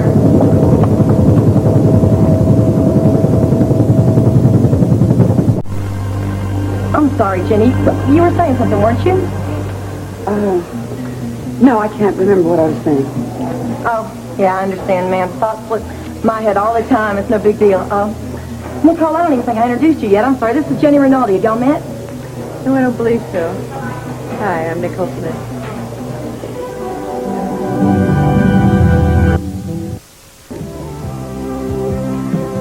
Well, Dorian, what do you think? I'm in shock. When you said we were going into a secret room, I pictured a cellar, dank, dark. Now I see someplace that is, rather was, certainly elegant. Well, Victor certainly wasn't hurting, that's for sure. What's all this? This was Victor's little control panel. He used it to listen in on conversations in every room of the house. He certainly must have, at least before it all got smashed. Yeah, plenty of all this. And nothing worked. Library, kitchen, living room, master bedroom. So that's how he knew. Knew what? Oh, Dorian, you little devil. What did you do in the master bedroom? As is, I couldn't guess. Tina, would you cut it out? I was simply referring to the servants who always thought that Victor had radar or something. He knew what was going on all over the house. You know, really, if you spent so much time in here, you should have taken the time to dust. I don't dust, Dorian, but I do have another surprise here for you. Oh, what's that? Another control panel? Yes, these things work. They work as panels. And these had reproductions of masterpieces that haven't been seen since World War II. At first I thought they were the originals, but it turned out they were fakes. I'm sure Victor didn't know that. Yeah, I wonder what he paid for them. You know, you and Mickey might be a whole lot wealthier by now if it weren't for these reproductions. And he went to his grave not telling anybody about it. That's one thing you'll find out, Dorian. The longer you're in this room, the more you realize what a strange man Victor Lord was. Yes. Now that the shock is beginning to wear off, I tell you, it's all making me very sad somehow. Oh, I know. You know, I felt the same way. Like his public persona was so important to him, he needed some place to hide in order to be himself. And always pounding into Vicky the importance of integrity, honesty, pounding so hard into her that she had no choice but to split off into two separate personalities so that she could deal with the reality of the fact that she was just a human being. Oh, Victor, Victor, what have you wrought? A lot of things, including me. Yes. Tina, where did you find the letter that Victor wrote where he told Vicky about you? Oh, it was taped to the bottom of that lamp there. Don't ask me how it got there. I really have no idea. Okay. It is now time for me to start sifting through all of the correspondence and papers. And Tina, I want to see it all. exactly is it that you're looking for?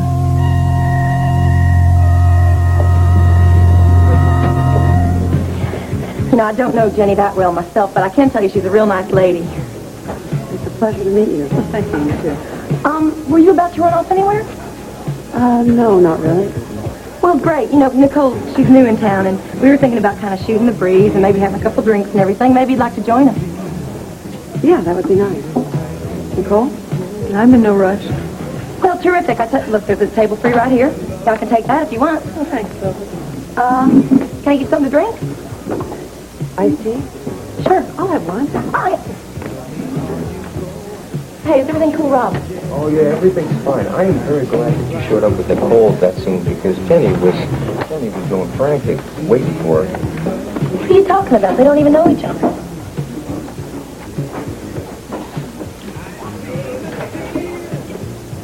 So, Jenny, what do you do for a living? I'm a nurse at Landview Hospital, a psychiatric nurse. Sounds fascinating. It has its moments. I live on the estate at Landfair.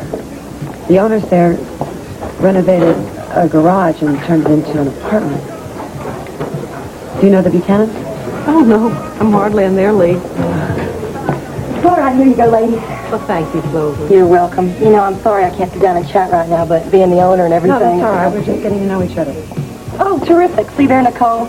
I told you you'd have no trouble meeting friendly people around here.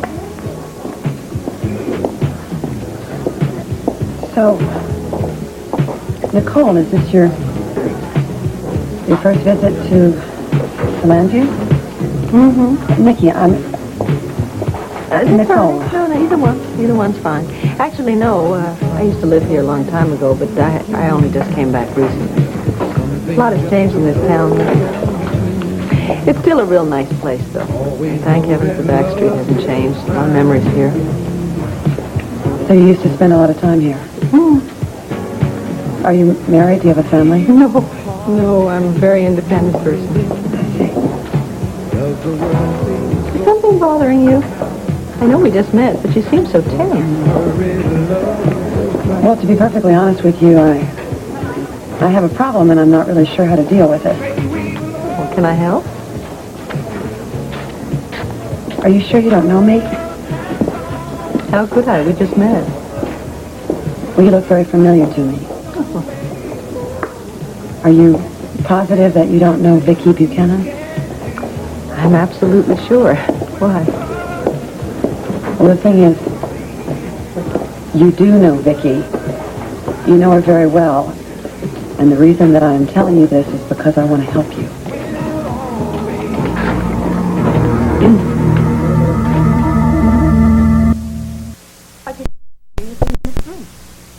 Well, yeah, but I get the feeling that you have something a little more specific in mind. Tina, I want to make sure that there isn't a document that would contradict your claim on an inheritance. Believe me, Dorian, I've already checked that out. Now, I get the feeling from you you're a little afraid of finding or not finding something.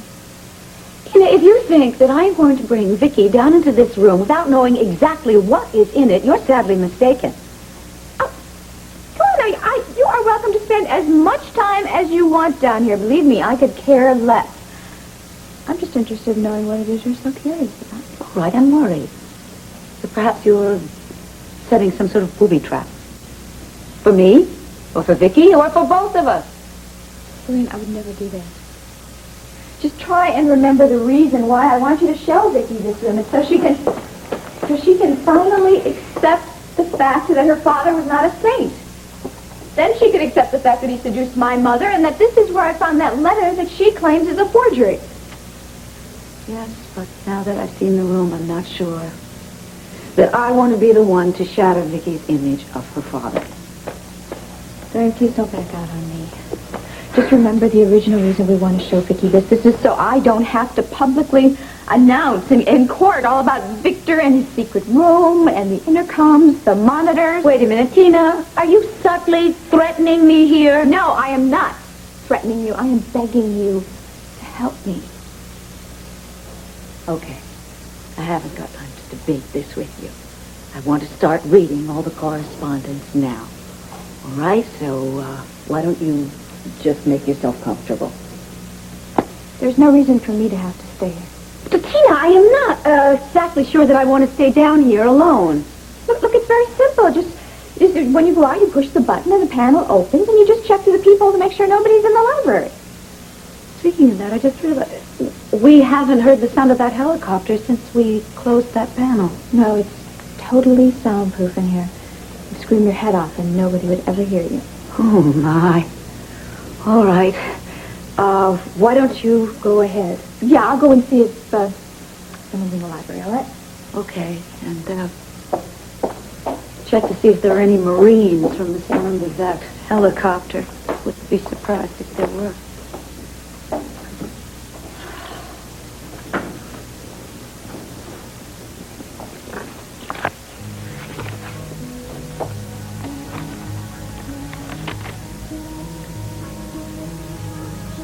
Though the tape says that he intended to disinherit her completely. Doesn't make any difference. The widow is totally safe. Even though he said on the tape that he wants the tape to supersede his previous last will and testament. I don't care what he said on that tape. It doesn't make any difference legally. You see, a tape recording is not considered a legal document, not unless there's something in writing, some kind of written document to back it up.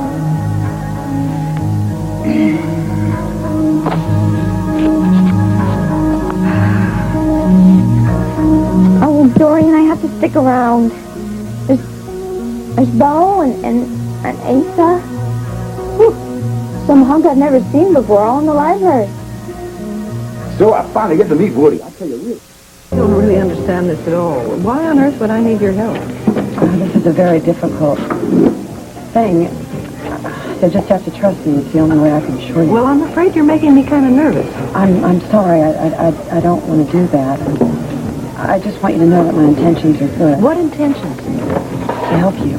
There you go again. Look, you're talking about help that I don't want, I don't need, and I didn't ask for. I tell you what. What do I owe you for the iced tea? Please don't. Hey, what's going on? You gotta leave those things? Yes, I think I do. I need to. Hey, is everything okay? Yes, no, it isn't. I want to just talk to you for just a minute. Would you please just seems to think that I'm somebody else or something else. Please would you just please sit down, Nicole, for just a second? It's important that I speak to you. Thank you, Clover.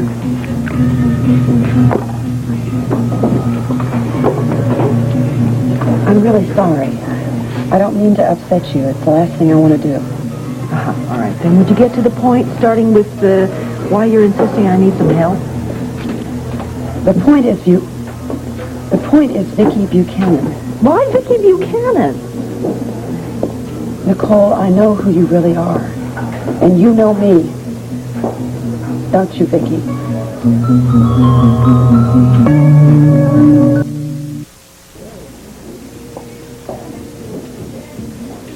My name is Nikki, not Vicki.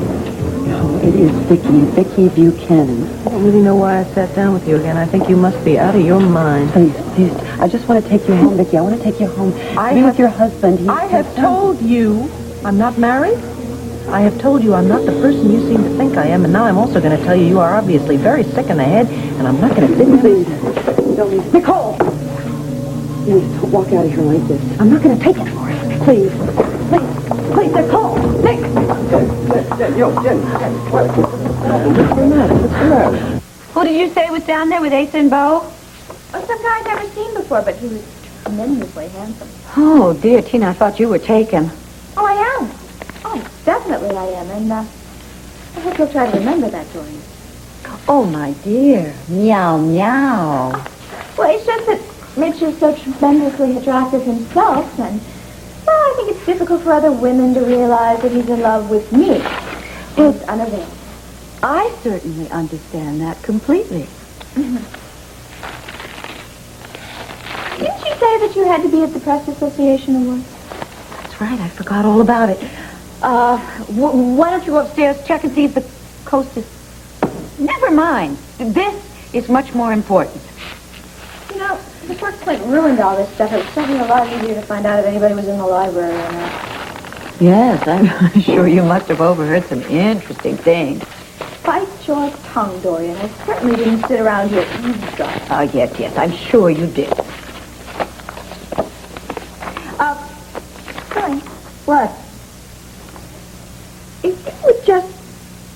tell me what it is you're looking for, I could help you find it. I could get you out of here a whole lot faster. All right, Tina. I'll tell you the truth. So I was... Whether the Victor is so important. Because I don't want Vicky or Clint or anybody else poring over them at some later day. For heaven's sakes. All right, but honestly, I haven't seen him around here unless they're... Well, unless they're in that box. What box? Oh, this one. I'm afraid I'd lost interest by the time I found it. Tina! So you haven't gone through everything the way you said? Oh, come on, you're not really going to sit down here and go through every little thing, are you? Yes, I most certainly am. Oh, well. Those must be some love letters.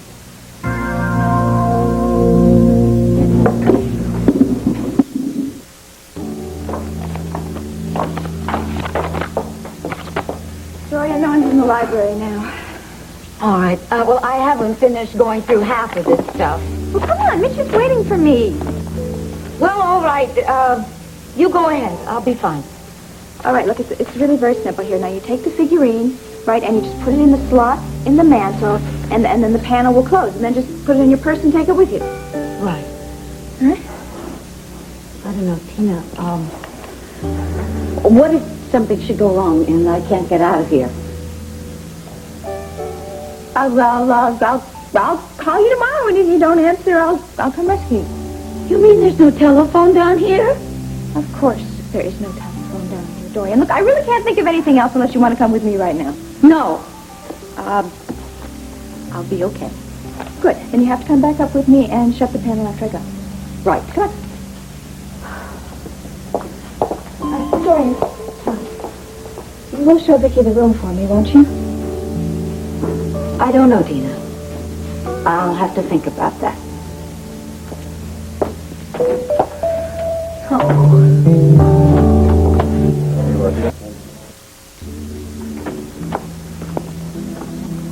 Jenny. Oh, Jenny. I'm so glad you're home. It happened again. Tell me what happened. I was in my office. Some roses were delivered. I opened the box, and inside there was no card. There was just another brochure from that hotel, the Seaside Inn. I went there today. What did you find out? Mr. and Mrs. Clint Buchanan was printed on the register, and the clerk that had worked there then doesn't work there anymore, so nobody could really describe who signed the register. Well, then it was probably Nick. No, we don't know that for sure. But the roses confirm it, Jenny. I got so panicked when I saw them. And I really tried to control myself and to calm down. That was it, though. I don't remember anything until I found myself in my room a few minutes ago getting dressed. I don't know where I was. I don't know what I did. I've been gone hours and hours, Jenny. I know. And I was supposed to be at that press association banquet tonight. And Clint's going to be so angry and so upset with me. And for all I know, I was with another man. No, you weren't. I know where you were and what you did. What? I knew that something was wrong, so I went to the back street. And you had left with Clover Wilde, and then you came in, and then well, actually, Nicole and I talked. What? I don't believe that. I didn't handle it very well. I frightened Nicole, and she got up. You got up, and you ran out of the bar, and you obviously came right home. Nicole? Not Nicky. Apparently. Oh, Jenny, I'm so afraid to ask you. What is she like? She's very pleasant. She's soft-spoken. Did you ask her if she's seen anybody? No, it didn't really last that long. I tried to tell her who she really was, and I asked her if she knew you, but she claimed she didn't, and she thought I was really nasty. I can't listen anymore. My head and my heart are pounding, so I have to go to sleep. Vicki, this isn't going to go away. And what you're going to do is, the only way we're going to get some help is you're going to talk to Dr. Polk. No, He's going to Jenny. be here in a few minutes. What do you mean, he's coming here? Yes, and I want you to talk to No, him. Jenny, you listen. No. Listen to me, listen to me. I realized that when I was talking to Nicole Smith, Vicki, I'm way out of my league, and I can't help you, and the only person that can help you is Dr. Polk. No, Jenny, I can't talk to him. Believe me, I can't, and I won't. You have to listen to me. I can't help you anymore, but Dr. Polk can. I can't see the doctor tonight. What do you want to wait till everything is perfect and everything is calm? Jenny, nothing is perfect at all, Vicki. Leave me alone, please. Please. Right now, the only thing I have to deal with is my husband. Please, you must understand that. Your husband is not going to be a problem if you tell him what is going on, Vicki. My head is pounding so, Jenny. I need to go to sleep. You will go to sleep after you talk to Dr. Polk. Oh, please, Jenny, if you love me. I love you. Of course I love you. That is why I am pushing you so hard. Please, ask Dr. Polk if I can see him in his office tomorrow, please. Vicki. I'm so tired, Jenny. Vicki. I'm in such a pain. Listen to me. What happens when Clint comes home? He's going to want an explanation for all of this. Tell him something. Vicki. Okay, I'll tell him. I'll tell him the truth, but I can't tell him tonight, Jenny. I can't, please. It's not so impossible to understand. It's okay. All right. Okay, wait. What we're going to do, you're going to get some sleep, okay? That's what you need. Come on.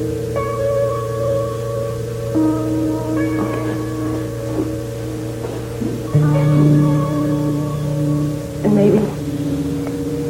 maybe by the time Clint comes home, I'll be asleep and I won't have to explain anything till tomorrow. Vicki, when you return from being Nikki, you're usually in your bedroom, right? Yes. So that means that maybe your bedroom is where you change. I want you to stay here tonight so that you won't.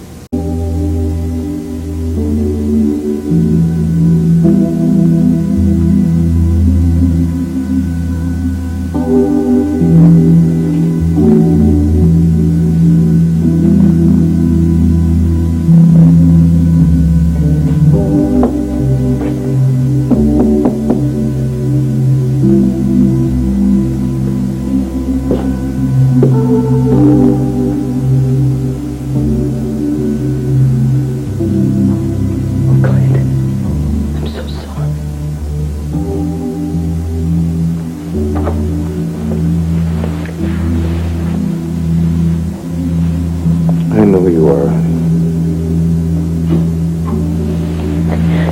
But honey, we can't go on like this.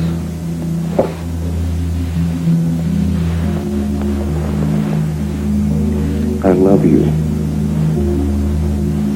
But love is built on trust, and if we don't have that... I know. And I trust you. I trust you more than I trust myself. Then will you please tell me what happened last night?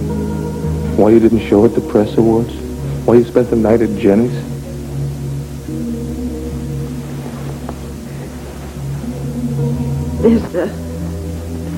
There's so much to tell you. And I'm so afraid.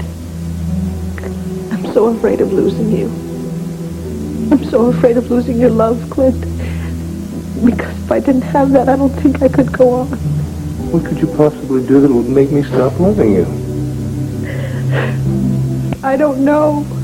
That's why I'm so frightened.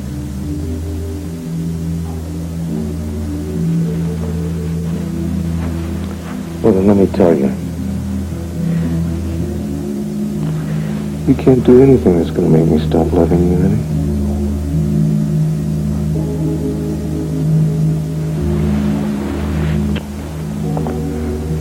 But please tell me everything you can. Start anywhere you want. I promise. I will understand. Stop fighting me, Vicky. I'm getting stronger. I have a place of my own now. Give up. You're not only hurting me, but my lover, too. Nikki.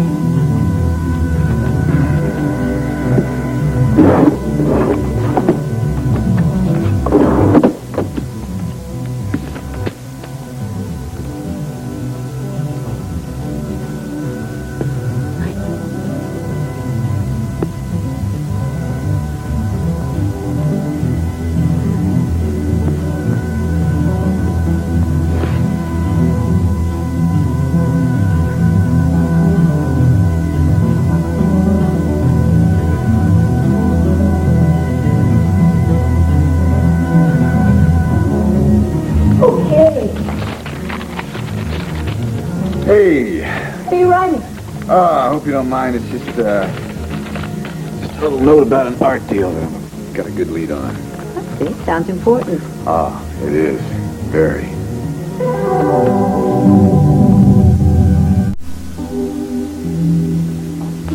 I've been struggling with this all morning. I don't really know how I can explain something to you that I don't